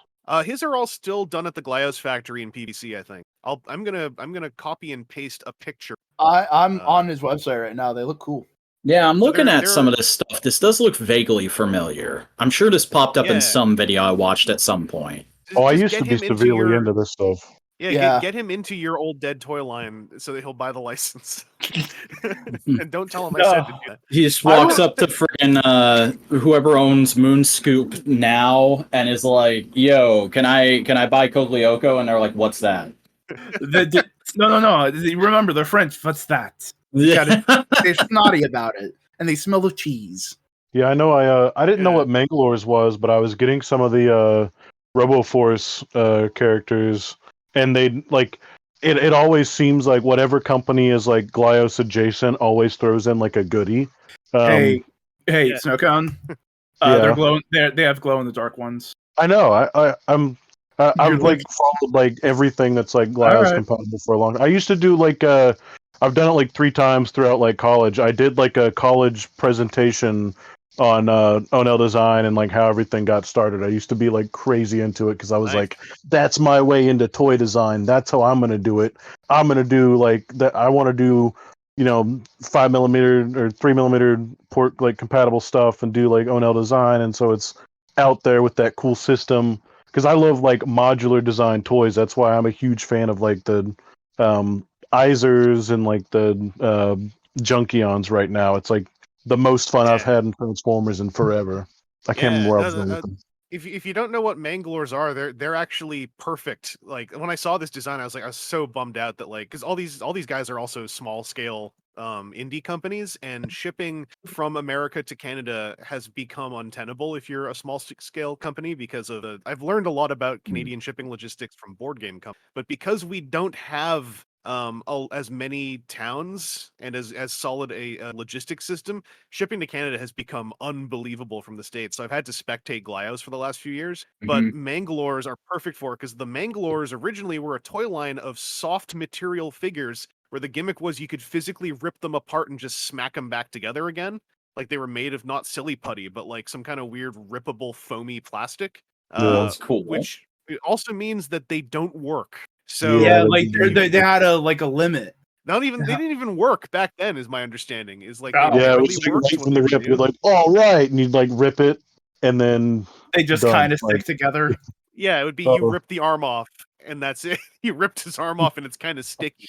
And Congratulations. So I in my quest for all things glow in the dark, I found a Gujitsu like mammoth glow in the dark character, and I kept it in the box because I didn't want to take it out of it and let it get like dusty because I was afraid because it's like skin, it's goo filled skin, and like yeah, I kept it in my collection for like a couple weeks, and I just kept looking at it. And I'm like, what if it starts to leak? What if it like degrades and starts to like do weird stuff, and I come home to like weird goo dripping down my walls and getting on other things? I'm like, I gotta get it. Like, I just got to the point where I was like, it's gotta go. Like, I'm gonna freak out about it. I'm also just Yeah. thinking like goo-filled skin, my freaking favorite black metal song of the year. that's actually we got a pretty good cover of Goofilled Scum coming out from my band Epidermis. We're pretty hyped about it. It's coming out in December. All right. Well, before we get too close to closing out, because we are coming up on 2 hours of recording here, I don't know what it's actually going to turn out in the podcast length. Oops. It's fine. I did want to loop back around and kind of talk about Tokusatsu for a minute, because again, like I said, you're one of the folks who got me into it, and I tend to think of you as like one of the names in the Tokusatsu community, though like most of the Tokusatsu people I follow now don't really like call back to you all that much. But All the worse for them. yeah, exactly. But what I was trying to work up to is like I know you are somebody who like only kind of watches the yearly shows when the mood strikes you. So I did want to kind of check in because I think the last time anybody asked you about anything that I was aware of, it was during X-Aid times. So like how have you been enjoying the last couple of years of our favorite karate bugmen and toy releases associated therewith? I've actually fallen a little behind. I haven't yet watched any Geats or Revice, and Geats, especially hearing some friends talking about it, I'm like, I'm gonna queue it up when it's done and friggin' go hard because it sounds like it's a fun time. And I'm gonna go back and watch Revice at some point. I was keeping up with Saber for a bit, and then the last month of Saber, I just never got around to watching. And it's not actually Saber's fault. I actually dug Saber because I watched it once I could watch, I think, 20 episodes in a row if I felt like it. I was having a good time with it. I just never finished the final 8 episodes or so. But I still was getting some of the candy toys for Revice because I had all these pre-orders in, and then shipping costs out of Japan made me go like, I got to stop pre-ordering candy toys because the shipping is making them cost as much as premium toys, and I need to hold off a little bit on all this stuff. But I did watch. I've been keeping up here and there with some clips, but I did watch the films and the small series. So I watched Black Sun and I watched Shin Kamen Rider finally because they actually did put it up on Amazon in Canada, so I was able to watch it. I was so happy to hear about that because I remember that whole saga of you waiting for weeks to see if they would actually put it out in Canada, and they never did. I was trolling the American Cinema Distro Company hard. Yeah, and I was mad on your behalf because I'm like, this is one of the guys who got me into Kamen Rider. Why can't he see this movie that's clearly going to be amazing, and I thought was amazing? I was only really salty because they kept advertising it as the North American debut. So I kept saying oh, it's weird. Like every time I put in my Toronto, it's telling me I have to go to New York State. That's not in Toronto. Is that like a neighborhood I don't know about in South Ontario? Keep saying North American. Did they do any showings in Mexico? Not that I'm aware of. It was U.S. only, but they kept calling it the North American debut, and I was like, you're not wrong, but you know that you're not right. Yeah, I find that these companies really like to go, we're putting it out in America, which means it's out in North America in general, right? And then people in Canada and Mexico simultaneously go, no, it doesn't. And then people in the UK go, hey, can we get that, please? That's why I successfully launched the hashtag that only I use, hashtag Team Shocker Canada. We are pro piracy. But no, I finally got to see it, so that was fun because I've generally enjoyed Anno's live action stuff. I know it's like by nature of it being Anno stuff, it can be very polarizing. And the thing with me that sort of sets my viewpoint and my context is I didn't watch Evangelion until it was on Netflix, so I was just never part of that whole conversation. Yeah. And so when I watched Evangelion, it was watching it knowing that it was a guy working some stuff at a bad time of his life in probably an unhealthy way. And so I've just never had to process his work the way a lot of people did, which at the end of the day, I feel like I just lucked out because it means that there's a lot of stigma attached that I just never encountered. So I pretty much dug it. I thought it was I'm not going to get into sports, but I thought it was a shame that it was confined to its feature length runtime. It felt like even more so than Shin Ultraman, it had way more to say than a movie's worth. And it felt like very much also Shin Kamen Rider felt like that, plus the fact that it was Anno directing it by himself rather than him kind of being able to rely on the director of Shin Godzilla Ultraman. And having seen some of the behind the scenes clips, I was like, oh, he was also probably having daily panic attacks with this thing. That was probably translating not well to the crew. And then when you watch it and you realize there's a whole sequence here that was outdoors in the rain in the trailers, and it is in a tunnel in the film. Something happened here. Yeah. But I still generally enjoyed it. There are problems with the making of the movie. It's hidden really well in the edit. The editing and the cinematography make the movie to me a lot. It's just the way they capture shots really good. As somebody who has had very limited success engaging with Anno as an anime creator, I've known about Evangelion for years, and I've known stuff about it, and I tried to watch it when it hit Netflix, and I was just like, this just isn't clicking. It's whatever. But then again, I loved Gunbuster when I got around to watching that a few years ago. I think his live action tokusatsu stuff is across the board phenomenal. That whole trilogy of Shin Godzilla, Shin Ultraman, Shin Kamen Rider, I think it's a very interesting look at a lot of different stuff that he's been trying to say throughout his career. It's maybe not the definitive statement on any of those things, but it's putting it within the context of Tokusatsu and making it palatable for someone like me in a way that makes me go like, oh, this is my new favorite Godzilla thing. Oh, this is my new favorite Ultraman thing. Oh, this is my new favorite Kamen Rider thing. I mean, you look at the history of his work, it's very clear the man was always wanting to make Tokusatsu. Yeah. Yeah. It's also why, like, I think the saddest part about Shin Kamen Rider is that Shinji Higuchi wasn't able to collaborate with him. That's the director I was talking about before. Yeah. Because like it felt like there was an ingredient missing, and I knew what it was when I was watching it. You know, it wasn't a mystery to me, but I was like, I feel like Shinji Higuchi wanted to work on this too. And it's a shame that didn't work out. And they've been dropping hints that they might do a sequel. There's hints of that, and there's also hints that they want to do a Shin Ultra 7. Yeah, I mean, I'd say let them, because I mean they're doing those films with so much inherent, like, regardless of the end result, their motivation is so childlike in its love for what they're working on. That I like that it exists. You know, even with bits and pieces that don't work as well, because I feel like the motivation really resonates with me quite a lot. Specifically in Ultraman and Kamen Rider, because like Shin Godzilla I love, but I also love it because it's almost more like, this is also just like a very angry movie made during a time when, you know, folks over there had to be very annoyed. Yeah, I mean, in the tradition of Godzilla movies. Exactly. Yeah.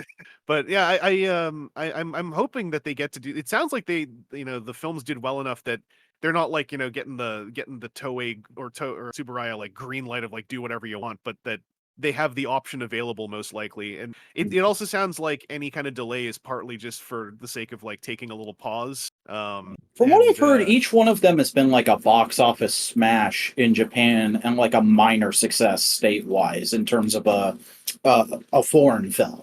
Oh yeah, I'd say minor success, like in opposite, almost a minor success in spite of I mean, we're presented over. I mean, Asian films have always had, like, I wouldn't say a stigma in America and places like here, but it always has a, like, I can't remember his name, the guy who directed Parasite, that there are so many films if you get over that 1 inch wall. You know? The funny thing is, like, I would expect the Godzilla one to be the most successful. And, like, I've not looked at hard numbers for any of the movies. I just know what I've heard. But, like, and my personal experience. But when I went to see Shin Godzilla back in whatever year it is when it came out, it was me and, like, one couple in that theater. And then my Shin Ultraman showing a couple years ago was pretty well populated. It was a decent amount of people, and I was surprised at that in a post-pandemic world. And then my Shin Kamen Rider showing earlier this year was like a packed house, and it felt like a community event. And I was like, I didn't even know there was like more than one other person in my city that liked Tokusatsu. So this is really nice. Oh, that's cool. I had a packed Shin Godzilla, but I think like it depends on how heavy. Like in Toronto, you're gonna have just lots of like, you know, a popular, you know, recognizable name. A lot of enthusiast culture around here. It was actually fun though, like seeing Shin Godzilla in a packed house, because like I saw it twice, and during the atomic breath moment, like it was really fun. Like especially the second time I saw it, there were some pretty rowdy folks who just went dead quiet during that. Yeah. And I was like, this is cool. I'm glad I was here. That's the best, because like that moment is the moment where I fall in love with that movie, because like I'm one of those. I felt like actual like terror or fear as an adult enjoying Godzilla. And I was I watched 54 and I went, that I get why this was scary at the time, but it does almost nothing for me except for like cultural value or cultural historical value. Seeing Shin Godzilla, I was like, oh, I get why Godzilla is terrifying now. This is like a genuine moment of terror from a movie. I've not had this in a while. This is cool. See, you say the atomic breath is what instilled that fear into you. What instilled that fear into me is seeing the giant-ass, floppy-ass fish thing just barrel through people. It's just like, oh, God, what the fuck is that? It's a penis!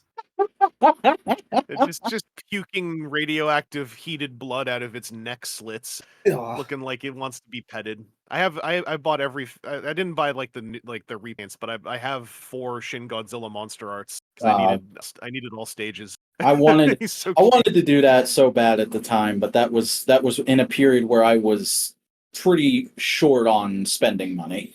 Yeah, it was some of the final times I could just spend money on Mandarake and secondhand stuff. It was actually Diaclone Reboot, I think, was the last time I got something inexpensive and shipped inexpensive in Japan off Mandarake. Oh man, you got Diaclone Reboot shipped inexpensively. I've been wanting to take that plunge forever.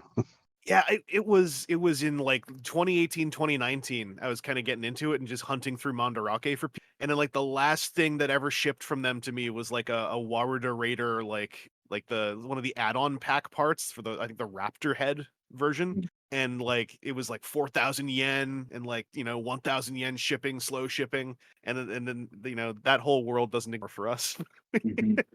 I always have been tempted to try the whole Mandarake way of engaging with Japanese toys, but like there's something about that site that like the way you navigate it just isn't quite compatible with the way my brain works. So I never quite get to the checkout.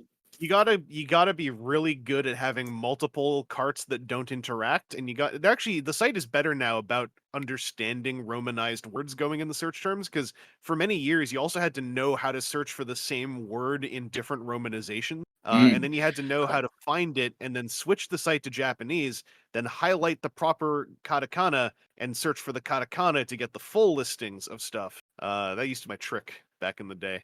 That sounds complex, but that's also like you come from an era of the internet that had a lot more legwork involved than I've ever seen.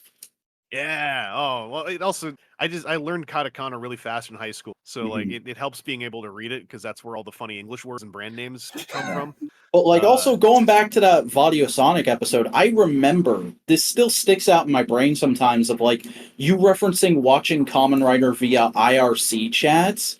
And at the time, I had no idea what that meant. And it wasn't until like a couple years later that I was finally like, I should Google and see what the hell an IRC chat is.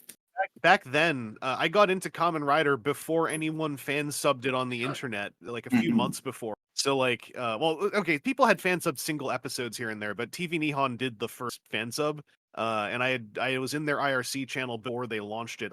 And back then you were just hoping to find like just DVD rips from Hong Kong bootlegs that had machine translated English subtitles attached. That's why like whenever I want to put out a calling card to see how long someone's been into Kamen Rider, I'll say like, does anyone remember Leon and Jansei from Kamen Rider Ryuki? Or does anyone remember the Fies girdle? Because those were like that was how they were translated in those cheap DVD set subtitles. That's amazing. All the Fies belts were referred to as girdles in that DVD set. Kind of like My What a Lovely Duang. Yeah, for JoJo. Yeah, like a famous but now very aged and inaccessible bad translation. Because or like the old Japanese Transformers anime dubs. Oh yeah, like the Star dubs or whatever. Yeah. Those got distro though. Like those have been archived now. Like the Hong Kong subtitles for a lot of old Kamen Rider DVD sets, I don't think ever survived the internet very well. Like I can probably rip them from my old copies if they haven't. And you'll still see them at cons sometimes. Yeah, they're very old. Like I remember what country gets there's like an English dub of Kabuto. I want to say it's Thailand, and they English dub every Rider show, and those dubs just like are occasionally lost media for a few months. Yeah, those are getting found. People keep updating me on that. Apparently in the last couple months, the English dub of Kamen Rider Wizard was found. Somebody found the Agito dub and released it with a whole new sub of the series a few weeks ago. I downloaded that, I think, because I wanted to listen to it. I did, because I wanted to watch some key moments with the dub on, because every now and then those dubs figure stuff out. Like I watched the Akatsuki episode with the dub on, because I was like, I just want to see what they did. I also grabbed that because, admittedly, my knowledge of actually having watched Rider is pretty spotty. I haven't seen Agito yet, and I was like, oh, brand new sub, let me get that. What? It has the dub too? Yeah. And it's just, to me, I'm fine watching Kamen Rider subs. It's just more like the morbid curiosity of like, there's an English dub for a thing not made for America or England or Australia. And it's just like, that totally makes sense that there would be other English speaking people that would want something, but it's just like it's that kind of like you don't learn about the rest of the world in American public school kind of bullshit. Mm-hmm. And there's also the part of my brain that's always low key like, yo, Toei, why don't you just post these versions up on YouTube? We'll take it. The Kabuto dub, the English dub for Kabuto, there are some good actors in it. Like, I will actually stick up for some of those actors. I've been in, like, I can't remember who, but there was one actor in it who like actually wowed me. And it was like, you know, all things considered, what this dub was and what it was, and how, you know, how much money was probably spent on it. Like, someone did some good work. Like that's been the stick in my craw about dubs in the last few years. When I was very ignorant to this, and I came to learn in the last few years that like dubs are, this has sort of been lost in the conversation about dubs, is they are an accessibility tool for people who are vision impaired. And so I was going on this rant to someone at a convention years ago. I was like, it's messed up that like culturally dubs are seen as such a joke that they get no budget to be performed or applied, you know, very well, because we have decades of cultural haha about how like, oh, dubs are kind of goofy, and it's part of the thing is that they don't really fit the lips that well, or they're a little bit overdone. But it's also a way to not pay people to do them very well, and then, you know, the very end result is you also now have a really less effective accessibility tool, where the general public also go like, oh, the dubs don't even matter anyway. And then I was sitting there and I was like, this actually kind of bums me out, because fan dubs are a huge thing, especially in Transformers in the aughts. Fan dubs were enormous. And like, skill set exists for dubs to be better than what they are. Just no one pays. And it could be. Except for Subaraya now. Yeah, because I've been watching Blazar dubbed. It's great. But also, like, you talked about lip flaps. I like how the lip flaps aren't one-to-one. They're trying to match everything. It's just like, no, we're just a layer on top and you can tell. Yeah, because that's been my thing about dubs for years. I used to be somebody who would just go off on dubs about being universally bad. These days, asterisk, because a lot of modern anime dubs, animation, would focus way too hard on like trying to make it look good and fit the lip flaps. And I'm like, how about you let people actually act? And how about you cast more than like the same 4 actors for every role?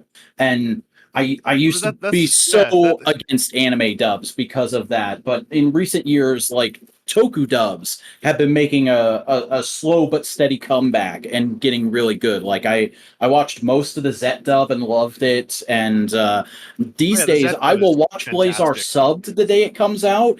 And then the day we have to record our Tokusatsu podcast, I'll rewatch it dubbed. Yeah, I happily, eagerly rewatched Zet with the dub because it was so well done.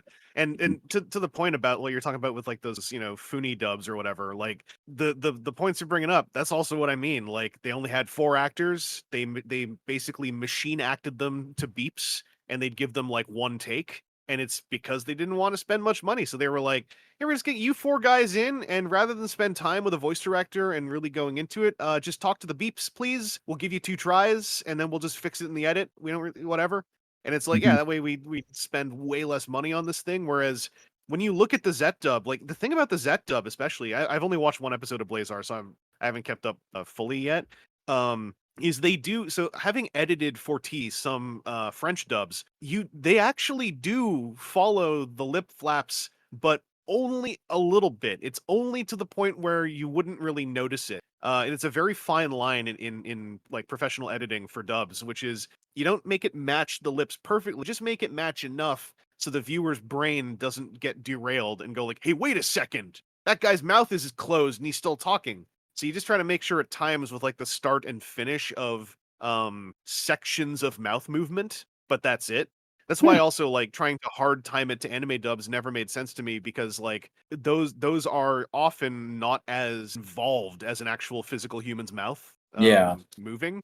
Well, I can trace that feeling I had like all the way back to at some point when I was a kid watching like a bonus feature on a DVD of the Naruto dub, because I was a Naruto kid, and like, it was one of the first Naruto Shippuden DVDs. We're very, very sorry for that too. Yeah, I am too. I've gotten way past it, but like, I can remember watching this bonus feature on like one of the first Shippuden DVDs, and the guy who voiced Kakashi in the dub was talking about like, oh, it's actually been a huge adjustment going into Shippuden for me, because in the original series, Kakashi never had mouth movement, and now all of a sudden in Shippuden they started giving him mouth movement, and it's really hard for me to sync up because I never had to do that before. And I'm like, why should that be a problem for you? You're doing a dub. What? Yeah, with anime dubs, I mean, I guess specifically with anime dubs for, you know, weekly shonen style anime, specifically, and this gets into the budget thing again. It always wowed me that like they were so hardline on like just like beep matching the rhythm of speaking. When I was like, in these weekly shows, sometimes characters are just a sort of well hidden still image speaking over a background because that's how they're able to get 52 episodes out in a year, right? Yeah. And so in those sequences, is it not feasible to just tweak the visual edit to better match a better performance? But then, you know, as years go on and you get into the industry, it's like, oh, that would mean like, you know, several days paid work for an editor that they don't want to spend. So instead, get the actor to just match the timing in a way that doesn't logically make sense for, you know, an open budget production. But that also gets like, I also wasn't thinking about like DVD alternate tracks and whatnot, alternate audio tracks having used the same visual track, which sounds like that's actually not as much of a thing some is now, but I don't know. I haven't kept. Yeah. Anyway, spend more money on dubs, please. Yeah. I have no idea about that, except that like I discovered a few years ago, oh, in VLC Media Player, you can have more than one audio track. That's cool. Yeah. It's almost as if software that's just made because people want to make a cool piece of software tends to be cooler than ones trying to make profit. Mm-hmm. Which is why all of us, and I say all of us as in me, Boingo, and Buster, because Snowcone doesn't make videos yet, but we all edit on DaVinci Resolve now because it's free to use. But it's technically it's not open source. It's still. Yeah. Is Snowcone the one saying yet, or are you all just looking at him and saying yet? You know, as though like you will make videos one day. He has you professed interest before, right, man? Yeah. So I mean, because like I guess I haven't said much about it in like this podcast, but like I mean, I started out early, like just liking toys because that's what I did. Yeah. And I never really thought about trying to do videos. But eventually I got to the point where around the same time I figured out that I could do toy design as a career at some point, and then could also still like teach as an art professor because I did arts, sculpture and stuff like that first. Then I was like, well, you know, maybe I could do something video wise. It's just been a long, arduous process of getting to the point where I have a space to do so because I had to move and it took a while to like for the space to evolve. Now I have 2 rooms and it's like I'm getting all my stuff set up now. It's just been a lot. I want to, and I only want to do it because I only want to like take the interesting things I own, put it on screen, make it look like, you know, a good enough quality video to last, and just be like, here's this thing. I'm going to talk about it a little bit about what it is, and here's, you know, just general like it exists now forever. Like that's kind of the whole point in it. I just want to be like, look at this weird shit.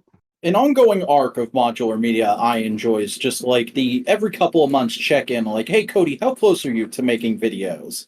And it's always like I'm gonna get there kind of a thing, and that's fun to watch for me as a friend. That's how I feel like most weeks anyway. When I already make videos where it's like I gotta get that space clear again so I can sit down and film things. Yeah, because wasn't your background for the longest time literally just your desk that you used to work on? It was my desk in my bedroom in the West Coast. Because I had like a black monitor and the desk was black and it looks cool. Yeah. And then oh my god, I completely forgot. You're the guy who like popularized using mechanical chain bases as video backgrounds, weren't you? I really need to get someone to really mathematically fact check that because I feel like I might have, but I saw it in a video somewhere first. So I don't think but there definitely felt like that just means like, again, you weren't the first. You were the one that popularized it, because I didn't see it anywhere until I saw you do it, and then suddenly every new toy reviewer that popped up used a mechanical chain base, and it was like, oh, what is that? Oh, it's this. You can find it here, and they gave the exact same link that you did at the time. I only want to know because I want to know if I can demand royalties from the third-party companies that started making chain base alikes. So I can be like, this is actually you all owe me $50. And then John Bandai comes in behind you and it's like, I get a cut too. And then Harmony Gold just sort of shows up in the window going like, Oh we no! want money. Well, can we have some? We filmed a Robotech once. I want some of the money. That's Oh, what the Harmony Harmony Gold Gold. guy sounds like, by the way. It's 1-for-1. It's a perfect impersonation. Oh yeah, no, it felt like he was in the room with us. Yeah, there's the one Harmony Gold guy, by the way. It's not a team of people, it's just one guy sitting on that copyright. I work in real estate. Now give me of your Robotech money. Oh my god, Skeletor, you run Harmony Gold? I was going for generic Ferengi, but that's also That's amazing. What's weird is when I do that voice, I even like try to imagine I have stuff around my teeth, so I puff my cheeks out a little bit. Don't let my teeth touch. Oh, You know, they always had the fake Ferengi mouth teeth put in. yeah. You hear it when they were talking. They always had that kind of talk with this. They were talking like this through kind of a full mouth. Mm-hmm. Got a full mouth prosthesis. Anyway, that's the voice acting lesson is free. But the next one is going to be 30 an hour. Yeah, we gotta go. We gotta go to your online course for content creators, right? Someone was telling me I should do an online course of all the stuff I tell people who want to do things, and I was like, it's not like it's a bad idea, but like the well is so poisoned, I don't know how to present it in a way that doesn't pull off. I mean, a singular "this is how I make my videos" video wouldn't hurt, but Here's the I thing. also am one of the people who is just like, nobody should do a course, because if YouTube has proven anything in all the years since it came into existence, it's that there's no one clear path to success on it. There are ways you can abuse the system to get success that have cropped up over the years, but those ways aren't always going to work for everyone. I remember though, back in the day, you had a video evangelist of you making an entire video during a presentation at a con. Yeah. And I just was like, that, and like hearing what Robert Rodriguez said about filmmaking is just like, oh, just be as lazy as possible to make a video and just put in effort and being fun and creative with it, and people will appreciate it. Like, I have a whole outlook now where it's like, because I also did this recently professionally for a friend who was starting up a channel, but like, it's less about like there's no guide to like how to make YouTube videos, but like there is sort of a sort of startup guide of like, if you want to make things and put them online, here are some practice, and here is also the mindset to have is like the big one. But then like the other thing that I found is becoming more important to tell people is like, here's how you should function professionally when you start hearing from companies who want to work with you in any capacity. Here's what you don't owe them, and here's what they don't owe, because like that's still I think too nebulous nowadays. Like for instance, when you work with a company where they talk to you about like, how do we compensate you for doing a thing, I think a lot of companies still try to hone in and sort of big dog YouTube creators, intimidating language, and always maintain like that kind of soft implication of like, you know, here's how we're going to gauge what you're worth as a creator.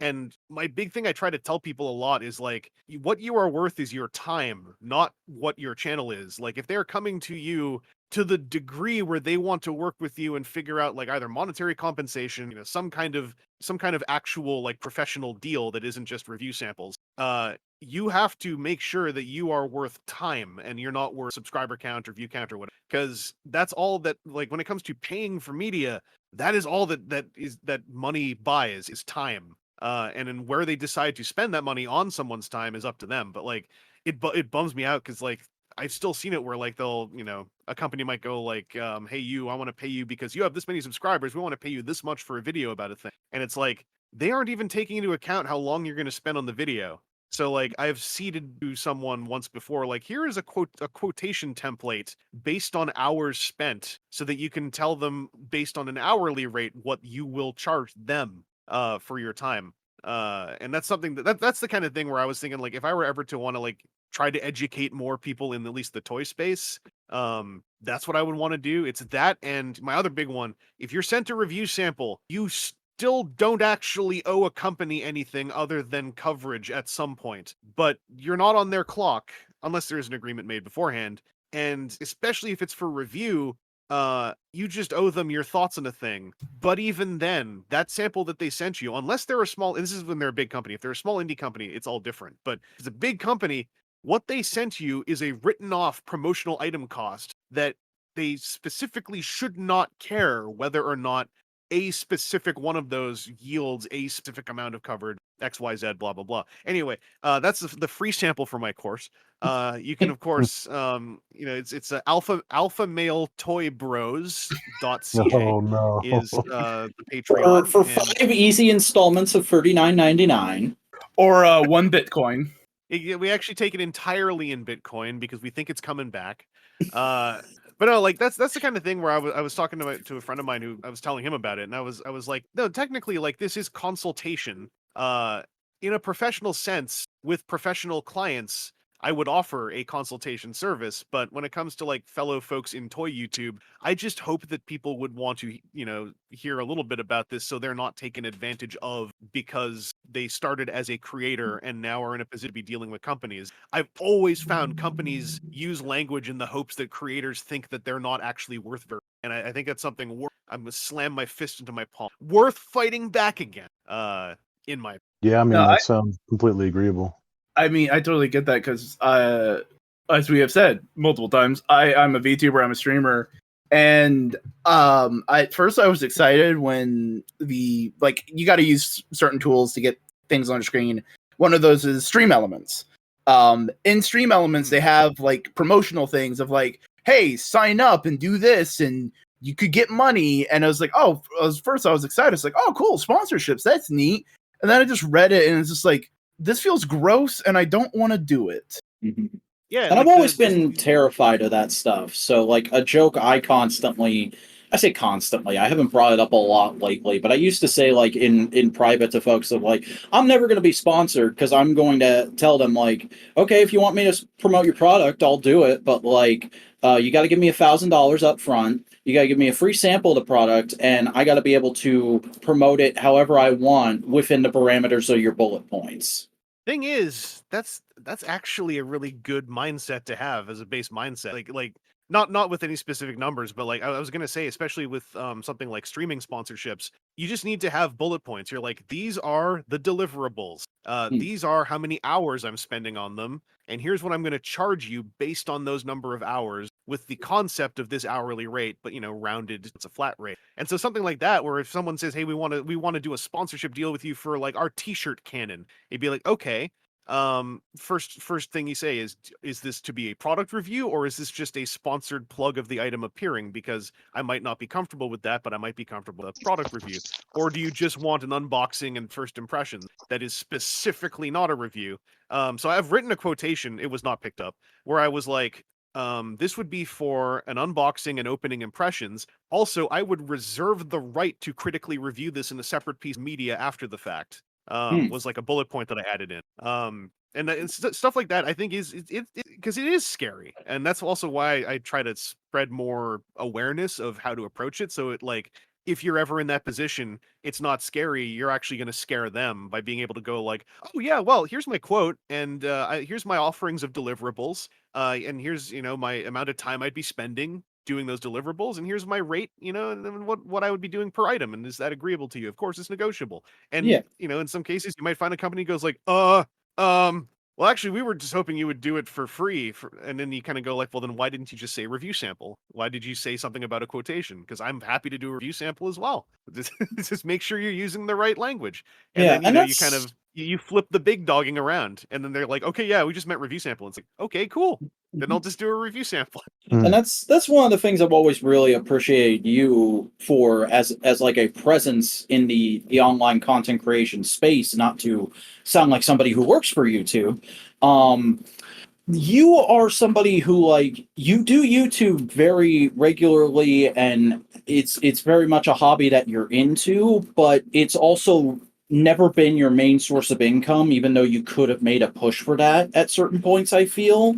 But at the same time, you're also a professional freelance video editor So like you know all this stuff about how doing video work works, and you're able to like reach out and help people in ways I don't usually see. Like I'll see bigger YouTubers talk about like this, that, and the other thing about negotiating sponsorships, and I'll be like, okay, what are actually the mechanics of that? You're not going into that. You're just saying it was a hassle, and here you are breaking down how some of that stuff actually works. So that's really cool in my opinion. Oh yeah.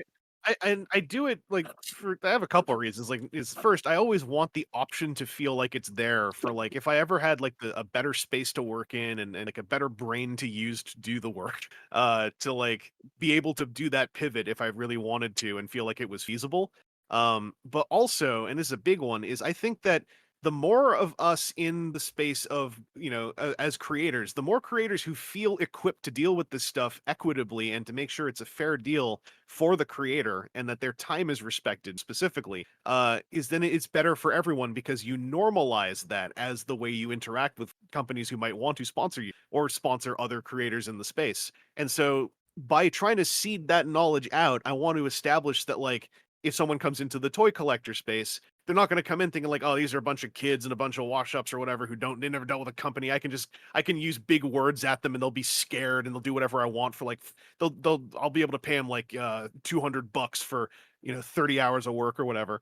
And then if everyone's able to immediately like reply, I'm about to do 30 hours of work. So here's a rate based on the idea of 30 units of time going into this thing that we're doing. Oh, here, another pro tip, by the way. If they send you a toy, that toy is not payment. So you don't work that into the rate because you couldn't make the video without the review sample. That's a big one I had to learn over many years and talking to people outside of the toy collecting space where they were like, that in general, a review sample isn't payment, right? Because you wouldn't do the review, you wouldn't be able to without that sample. Yeah, So you that can't take that sample sample to the higgledy piggledy and get your dinner. You can't use that as yeah, currency. it's a huge hurdle, I think, because there is an inherent imposter syndrome baked into being an online creator, which I think still pervades to this day. And part of that is preyed upon is that no one will ever say it, but there's always this implication. And I think the viewing audiences, as a wide brushstroke viewing audience, have been trained to almost concrete this in the way that they will talk about seeing this stuff. Is the idea like, oh, they sent you a $200 toy. You owe them $200 of time, or you received $200 to do that. And it's like, you did not. You received an item that was sent for promotion, ideally, if they're a professional company, as part of that project's promotional budget. It was sent so you could create more promotion for it. That is the exchange that happened. It's super easy. I've done it many times thinking like, this thing is $200. I have to make sure I remember they like practically sent me $200. And it's like, they didn't. They sent you an item that retailers could sell for $200 technically, but that's not what happened. And so like, the point I was making before is like, the more creators who have that self-awareness and that equippedness to be able to deal with that situation in a way that levels the playing field means that everyone benefits.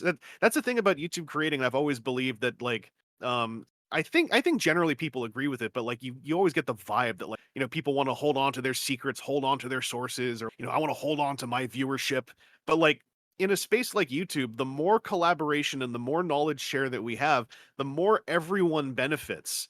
Because like there is time enough in the day for someone to watch two different people's videos. And I was talking about this in a different context. This is more about performance troops. Talking to a friend about this. The more that the people in a somewhat niche, limited space publicly and openly collaborate, the better it is for everyone, because people who don't know about you will find out about you from people you're collaborating with or are friends with or talk with, and vice versa.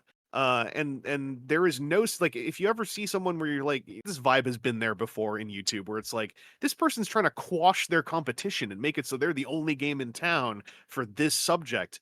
It's like, they're not going to gain viewership. They're just going to drive off and lower the ceiling on how many people are going to look at them. Because that's how humans. So like in niche spaces, collaboration is so important. If not for the absolute selfish reason that it makes everything better for everyone, because more people care about what's going on. So that's always been kind of my motivation of like, when someone says, "Oh, I don't want to break into traders. How do I, do you have any tips on making videos?" And it's like, yeah, just make sure your audio's good. Try to have two lights if you can, so they're pointing in the sort of like 245-degree angles, because that lights the whole piece and it counteracts some of the shadow. And don't worry about copying someone that you like, because like you got to start somewhere. So like if you're a painter and you really like Bob Ross, your initial paintings are probably going to look like Bob Ross's, because that's what got you interested in doing it. So like in my case, I've had folks who kind of go like, "Hey, do you mind if I have comedic subtitles?" And I don't own subtitles, so like, sure, and don't worry about it. You have to make something to eventually become the unique creator that you eventually will be if you end up sticking with it and you like doing it. But you got to start off looking like something that you like already. Like, that's, you don't have to, but it's very likely that you will, and it's nothing to be ashamed of. And outside of like really raw plagiarism in a kind of like, you can tell the difference, right? There's no reason to like walk around YouTube looking for people who resemble you, who are smaller, and going like, "Hey, you, stop doing that."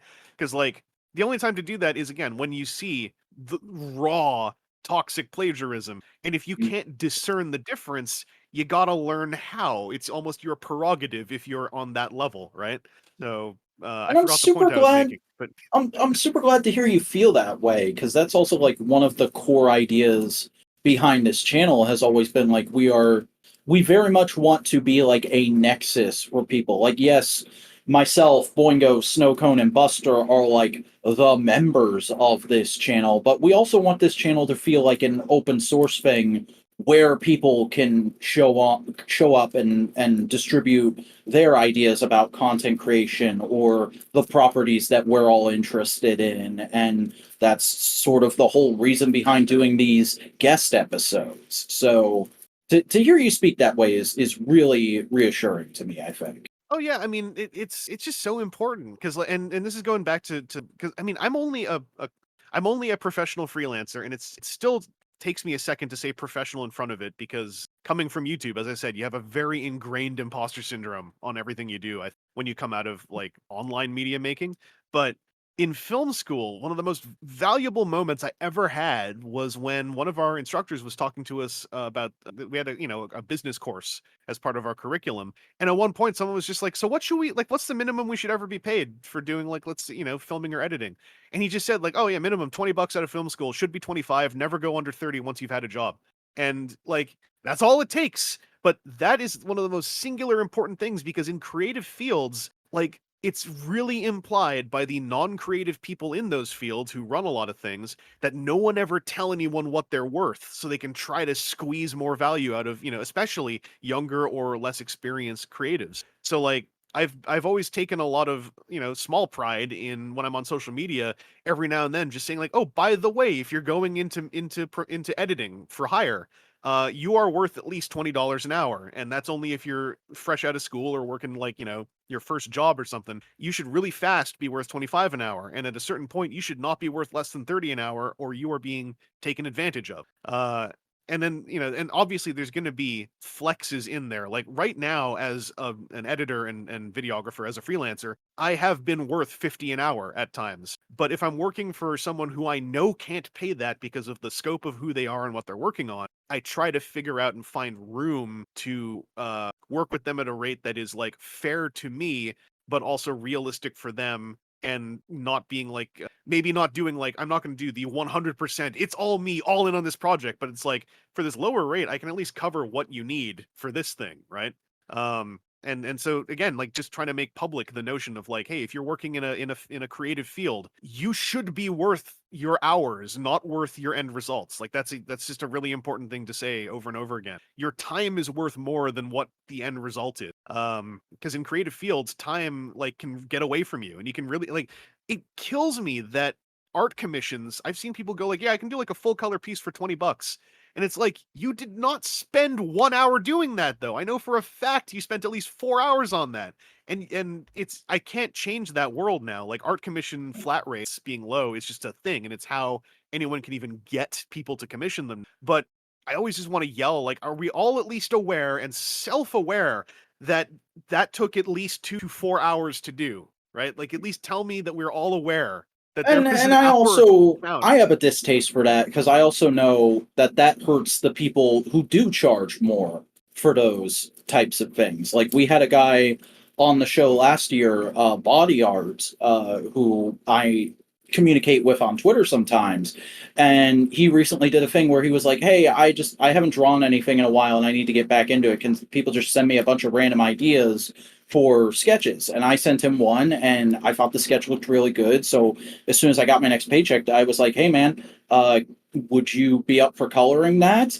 And he was like, "Yeah, it'll be $60." And I was just like, "Okay, here's the money." I didn't question it at all because I know for every one person like me, there's two people who go $60 just to color it. So and so could draw the whole thing from scratch for $20. What's wrong with you? Yeah, and the bummer is that, like, we all acknowledge that, like, we live in a kind of messed up era right now where it's like a lot of people don't have a ton of money. So, like, obviously, yeah, like it's not like I can expect I'm not gonna walk up to someone and go like, "Hey, I'll edit your YouTube videos for $50 an hour. I'll write the timetables." Because, like, those rates are also based on working with companies. So, like, it's a give and take. Like, if someone is undercharging, that's why my phrase is always like, at least we're all self-aware though, right? Like, we all have a self-awareness of what's happening, that, like, this person is worth more. They are compromising, and you are in a compromised state, possibly. And, like, at least we have a self-awareness so that we're not just acting like, oh, this is all completely normal and fair too.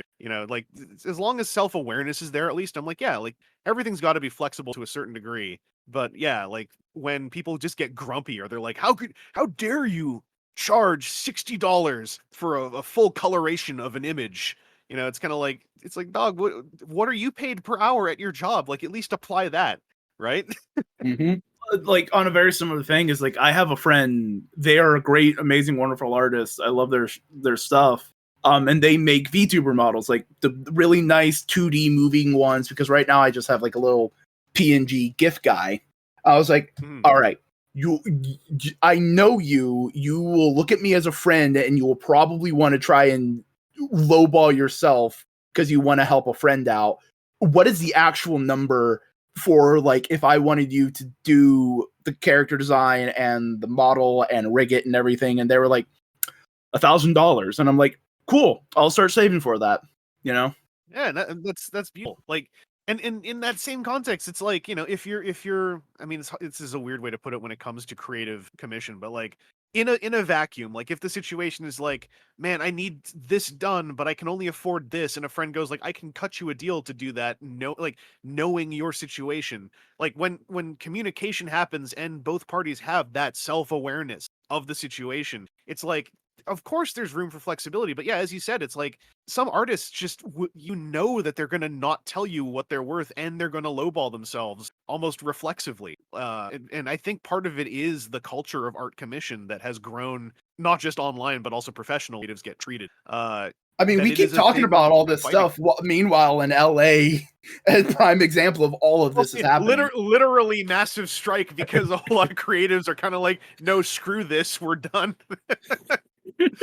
That's The online been space, interesting. the online space, I focus on because it isn't like the unionized space as well. It's like, it goes to, like, the thing I always think about, especially in the last few years, is like, all we have is each other at the end of the day. Yeah.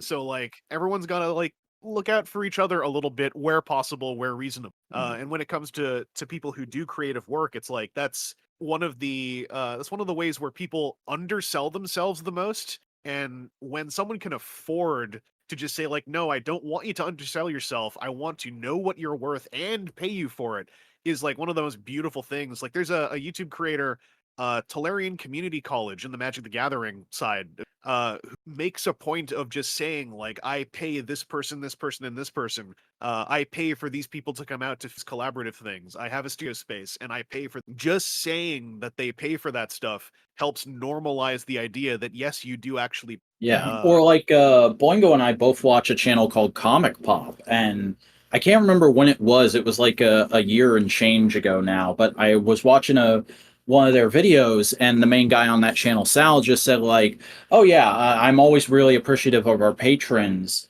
not because it allows me to do this as a job or for us to have a separate studio location from our home, but because it allows me to pay my friends Ben and Ethan for being on our show. And I was like, oh, they get paid. He pays them. That's really cool. I thought they were just doing that as like a, this is how we hang out as friends thing.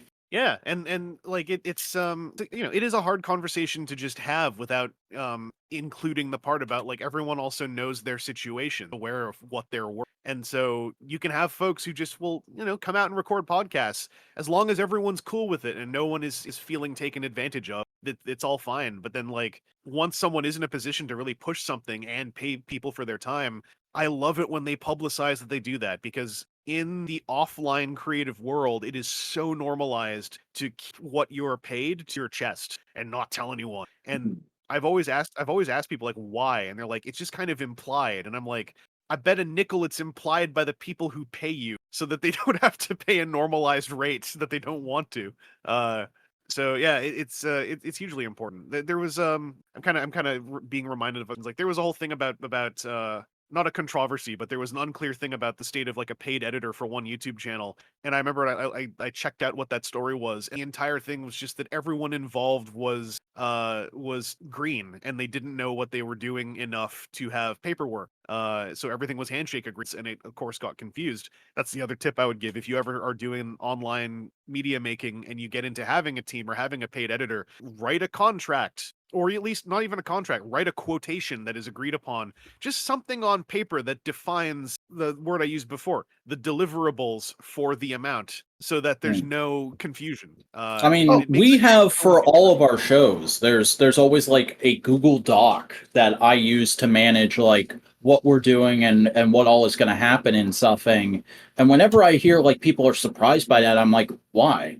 Of course, I'd want to have like this organized for everybody. And there's even the thing like back I can just like I try to keep a record of anytime like you commission me for like music or editing anything, because it's just like you make sure you pay me. Yeah. And like, because like, yeah, making a fucking cover of a song or a brand new track takes fucking time. And it's just like, no, it's in our DMs. It can be traced back. Mm-hmm.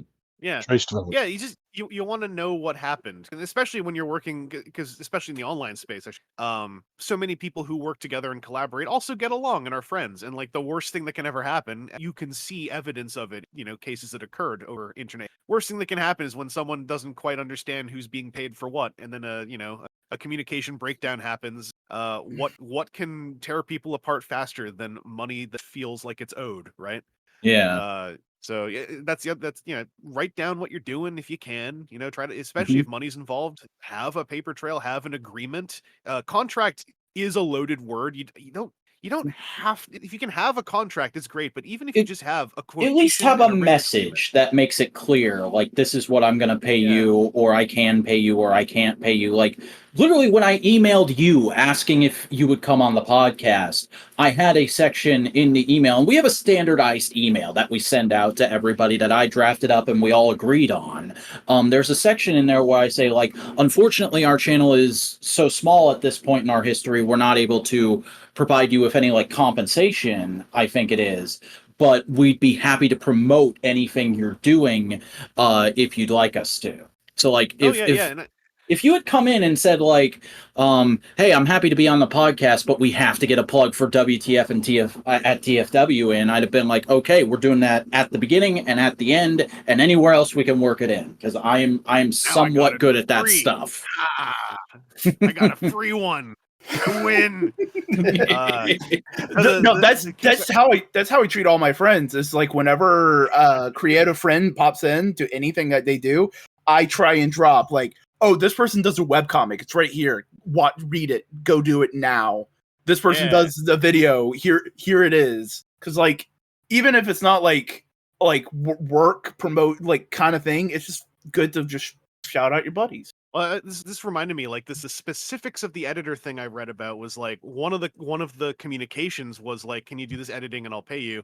And then they did the editing, and then after it was done, I was like, okay, so can I pay you this much then for? It was like when I saw that, I was like, I know this is all well-meaning, but like, oh my god, dog, you needed to figure out that number before the editing happened, because that is lame. Thank goodness you work with people who are all cool folks, right? Because you can work like that. but that is leaving the door wide open for one miscommunication to spiral out of control when the editing rate is being figured out after the fact. Yeah, like I physically cringed when you said that they messaged them after the fact to negotiate a price.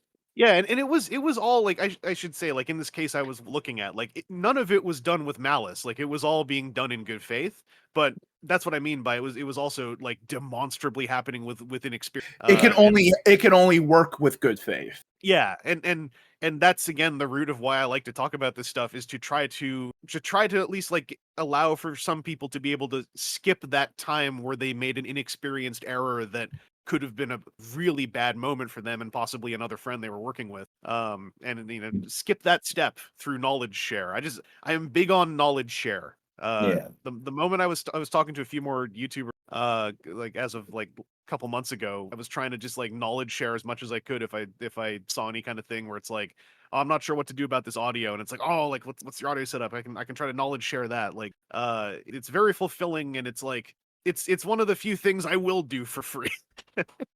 Is because it sometimes knowledge share is so straightforward. It's like, this isn't even if I were trying to like sell consultation online as opposed to just like add it to like my freelance service, this is so short and simple. I would feel horrible trying to charge someone who's never made a thing for 1 hour to just tell them like, you should run 2 microphones so you have a backup, because it's like, or just tell them so that we all do it.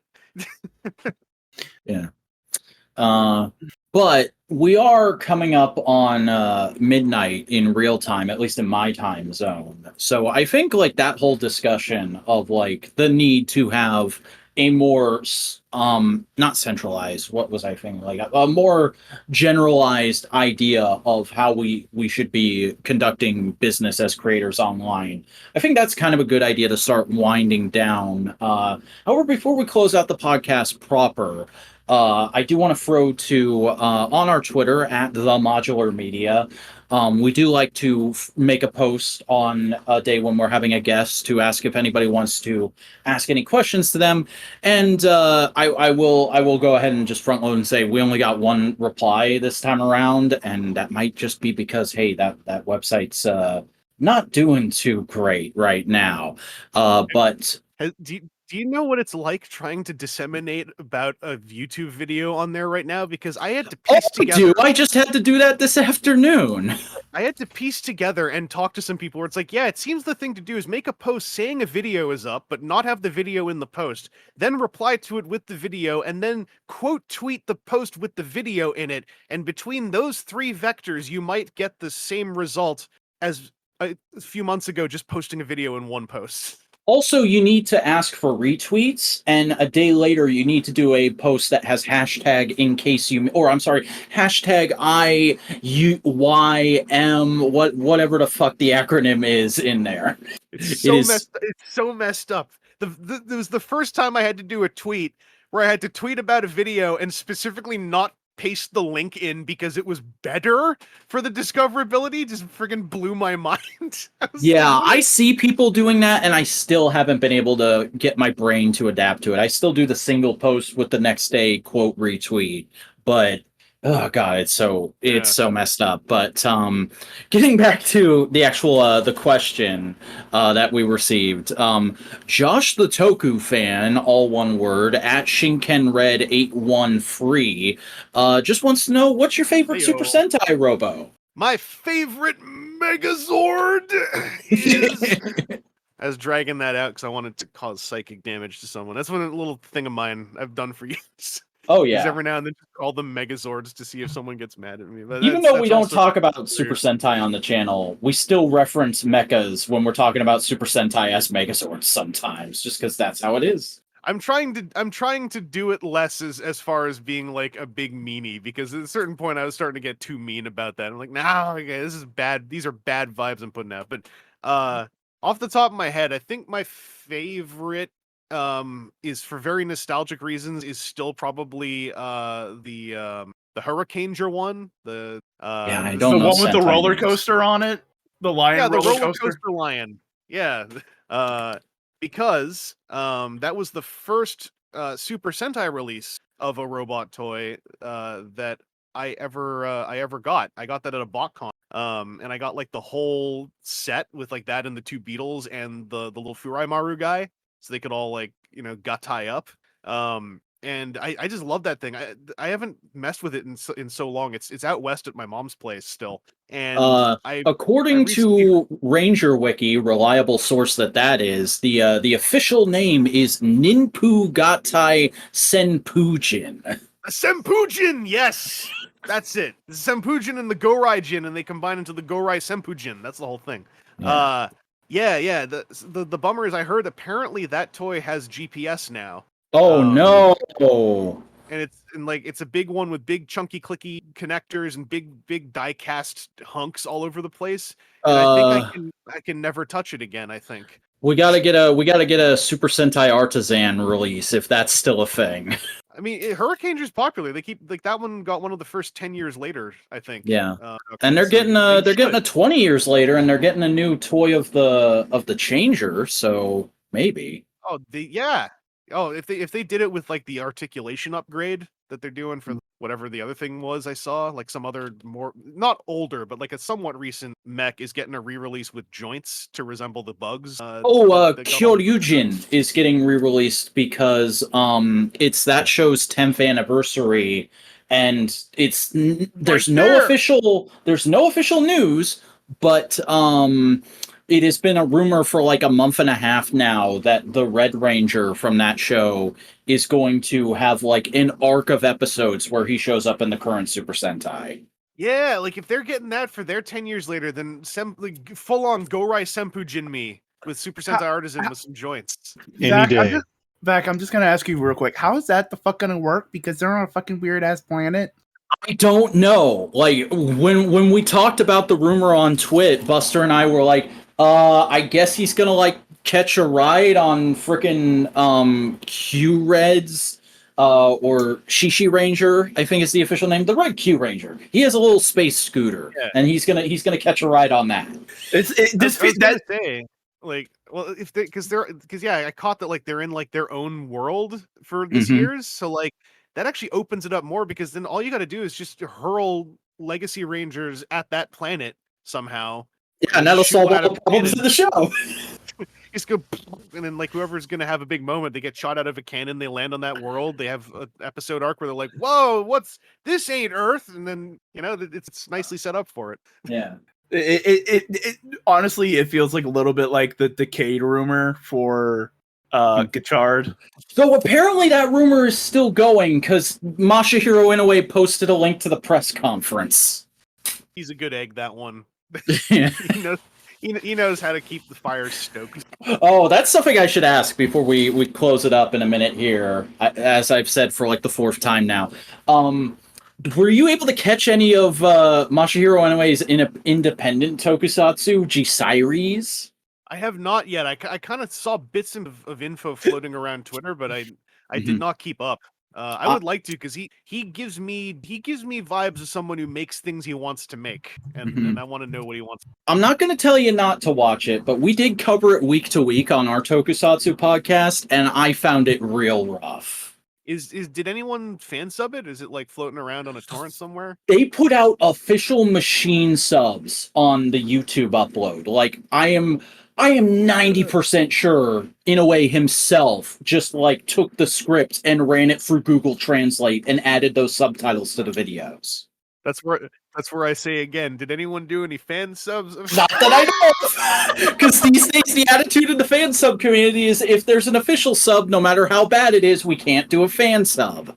Oh, that's a shame. If it's on is it still on YouTube? I think so. I think he has an official.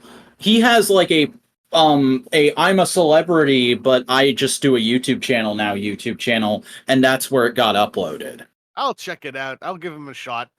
When I was in high school, we made a Power Ranger thing where I played the villainous Captain Buttcrack, and also all of his Psycho Ninjas. So like I've been there with making a rough, lousy thing. So you know what? I'm just surprised there isn't more independent like Toku just B film thingamajigs.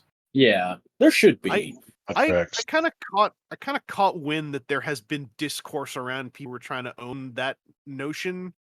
But Yeah, when you there when you was put something words like that for a tokusatsu and little bit discourse there. together- Yeah, Oh. when you put discourse together with Toku fandom, you kind of want to like put a little iron wall up and walk off and listen to music. Yeah, you but I don't mean, have like- to tell me about that at all. With the I also should. Sorry, go. no, go. I was just gonna say also, I have this habit whenever I don't host a podcast, it also tends to drag out at least an hour past how long it usually runs. So I was just gonna say, don't worry, this is normal. I mean, that's also perfectly fine because again, we're all fans of you, so we're happy to get to talk to you for so long. Yeah, I am way too eager to like talk when I know I have to do no work in post production afterwards. So, well, here's the thing: is my editing on this podcast amounts to I make a thumbnail, I make an image for the video, and then I truncate silence and put a compressor on the audio, and then I just slap that all together in DaVinci Resolve and then upload it to YouTube and schedule it, which takes roughly a half hour, 45 minutes per podcast. about to say, do you have your times down for your quotation sheet? No, I've very much been the person who just kind of, I wouldn't say instills in all of us, but I'm the one who very much encourages low input and effort, high output. Hey, if I can make a thing in 2 hours and it be pretty good, but if I take 5 hours and it only be slightly more good, I'll take pretty good. Mm-hmm.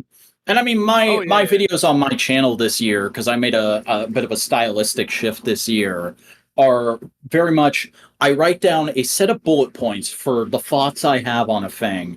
I go to the location I want to shoot at, I reread those bullet points, and this will be like a week or so later after I originally wrote them, and then I just ramble at the camera for a half hour based on what I remember those bullet points came from.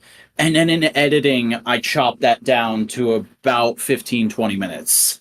Yeah. Old man screams at clouds. Yep. Old man screams at Tokusatsu fans. What you don't know what OBS is? You could be hand editing that as you go. Just stop and start the OBS recording. Legitimately, I have a plugin in OBS that pre-makes a vertical video, and I have a hotkey. So when I'm streaming, I just press the button whenever I say something funny, and I already have a clip for TikTok. I'm actually a little jealous of that because I have to make the shorts for this channel, and that's always like a night of my week. Yeah, that's hotness if you can just. But I was gonna say, like with streamers, like so, not to start a whole other tangent, but it was on it was a bullet point in my brain. I was gonna say, like, another thing streamers don't get enough credit for is how a lot of streamers are doing about 3 people's work at the same time. So tip your streamers if you can. Is what I would. I will. There. Please give Boingo money. Hey, you don't have to. I'd appreciate it. I said please. Please. I'm the one holding the shotgun, going like, yeah, please. Yeah. And I'm like, if you could do it, that would be great. But also, like, maybe do mine first. I'm always that guy. I'm always the guy to make that joke of like, hey, support all of us on Patreon, but support me first. Make sure I'm first in line. Valid. Women and children and me first.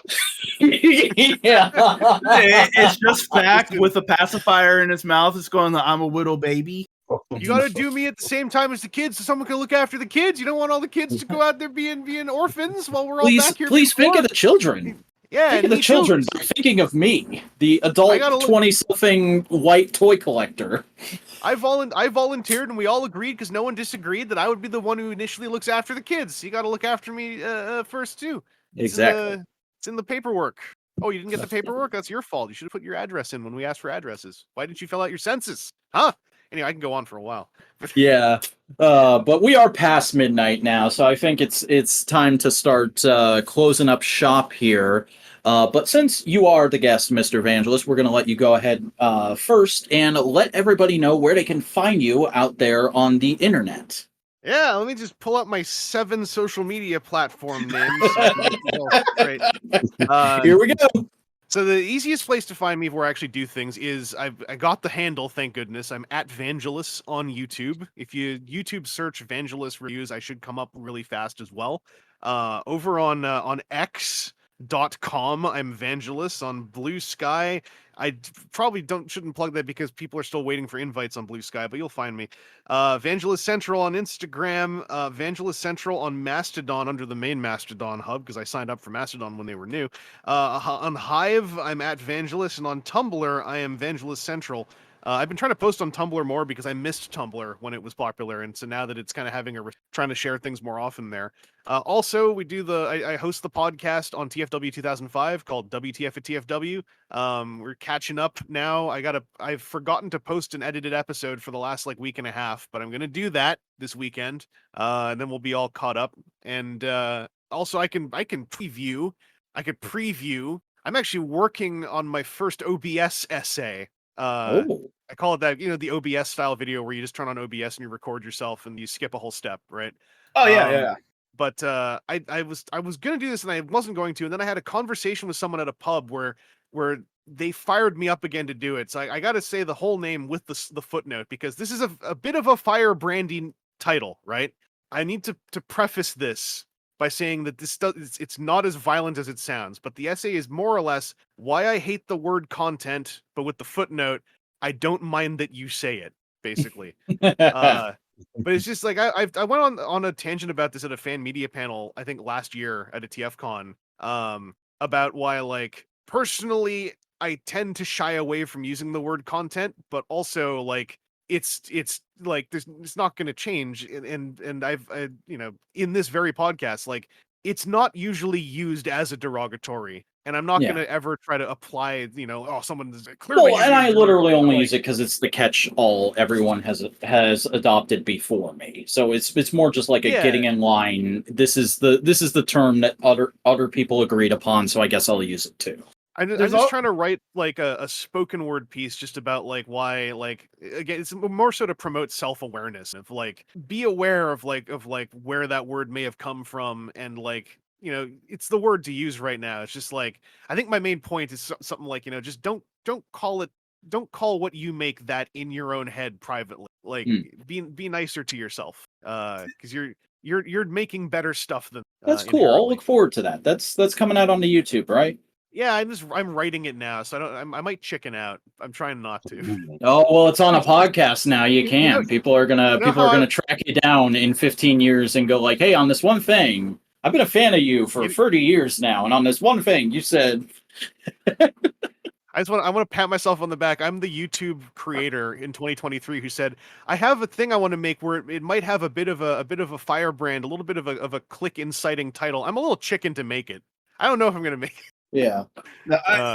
The problem with that is like I use content creator because like I make streams and VTube stuff and videos and music and all these other little bits and bobs, and it's just like that's a whole sentence, or I could try and use this one word that's slightly cringe. Well, it's a very industry word now, but like my little thing I'm seeding in there, much like when I started saying hand feel over and over again, is the replacement word. I tried this with Neo classics in Transformers as well, and it never took. But like my word I'm pushing in is media as the replacement. It adds a syllable. It adds a syllable, but it is less letters, so it technically is easier to write. Hey, and you know what? If we want to have a full replacement for content creator, media maker. Well, not just that. But media is quite. I mean, it's art. It's an art form. Oh, what's your specific? Or we can just all start going around with our berets saying, "No, I'm an artist."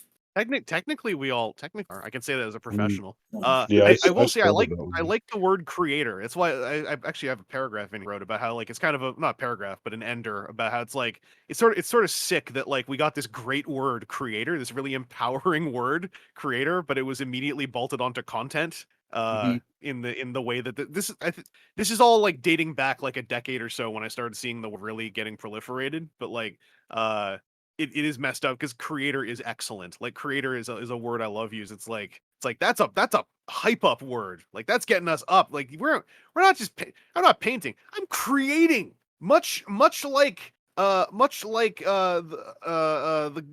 god planet Ego creates lakes under his eyes when he cries. As a Marvel reference for all the. I got it. I'm a resident member of the Merry Marvel Marching Society. Yeah, I know about Kurt Russell's character in that Guardians film, right? Yeah. Hell yeah! So I'm down with creator because it makes us all sound like we are unto gods. So I'm down with that. All right. Is that everywhere people can find you on the internet? Is that all the places you wanted to promote? I think so. I'm in some Discord channels. I have one, but I have a little gate on my Discord, which is you have to sign up a channel membership or a Patreon once, and then you get the link. It's my way of filtering how many people come in, so I don't have to moderate. Yeah, I gotta do that again because I was a patron of you for a while years ago, and then I didn't have a job for a while there, and so I was a Patreon of nobody for a while there years ago. I'm surprised how many people can still be multi-patrons just given the last 3 years. Yeah, I say as a Google patron. I spend about $38 on Patreons every month out of my paycheck, and I feel fairly good about that because it's like all my friends and all the creators I appreciate the most in that span of time. I guess I gotta loop back around to you, I guess. But I'll make that my last plug. Is I have a Patreon, a Coffee, and a YouTube memberships all set up. The Coffee is sort of divorced from lots of things, but the Patreon and the YouTube membership should be set up so they also provide a Discord link to a fun little Discord where everyone generally gets along. But also, I recently actually decided to write like some announcements so they'd be there, and I think most of the rules are like don't try to screw around because what did I write? I'll melt your brain with my psychic powers. Is my way of saying I don't moderate fairly, I moderate by fees. Oh yeah. All of my moderation rules on anything I do is don't give me a reason to make a rule. You know, one of the things I put in here, I think, was like at the end of some point about like not trying to lawyer your way around stuff. Is I was on TFW 2005 when there was a news and politics forum in the early 2000s before 9/11. So don't think I can't tell. Trying to be as. I remember the days where you used to say like 4 times on every podcast, "No politics in the Fred." We TFW 2005 had a news and politics forum that was like in the year 2000. It was left open during the actual 9/11, and let me tell you, it is a good thing that was lost in a database error in 05 because that was I'm not going to say horrible. That was a side of humanity online that no one should ever have to be witness. Interesting. All right. Yeah. It was not just like about emotions or heatedness. There was just raw like venom in that form. And it was, understandable in many respects, with empathy. But yeah, it's a good thing that there is no way to see that again. Anyway, that's why my Discord's safe, because I was there for that, so I fear nothing. Well, on that delightful note, Snowcone, where can people find you on the internet? The coolest place to find me is probably instant gratification at never_robot. Outside of that, let me get to it. It's just going to be Snowcone83 on gaming or maybe YouTube someday. All right. Boingo, where can people find you on the internet? Jesus Christ. All right. Fuck. I'm on Twitch, twitch.tv/BoingoWriter. I'm on Twitter, TikTok, and Instagram at Boingo_Writer. I'm on Mastodon at Boingo_Writer at VT.social. I'm on YouTube, Boingo Writer. I'm on Tumblr, link to that is in the description. Yeah. All right. And I am the Vacuuminator. I make YouTube videos. They're things I'm fairly proud of. You can find them on YouTube at The Vacuuminator. I also have a TikTok where I upload clips of my older videos. That's at @the_Vacuuminator. I have an Instagram where I post daily figure photography. That is at @the_Vacuuminator. I also have a Twitter, a Tumblr, and a Blue Sky where all that stuff tends to get collated, as well as random thoughts and things I have during the days of the weeks of the months of the years. That is going to be at The Vacuuminator on Twitter, thevacuuminator.tumblr.com, and at thevacuuminator.bsky.social. So with all that in mind, friendly reminder, support Modular Media. If you enjoyed this podcast, please give us a like, hit the comment section down below, subscribe, ring that bell in order to enable notifications so that you get all of our uploads as they come out. You can also follow us on Twitter for the time being, that is at the Modular Media, and we have a TikTok where we post clips of the podcast, that is at Modular Media, and we have a Tumblr, which is at Modular Media. But folks, that's going to do it for this edition of Modular Components. Thank you again to Vangelis for coming out and hanging out with us this evening. And thank you to all of you for hanging out with us. We'll see you back here again next time.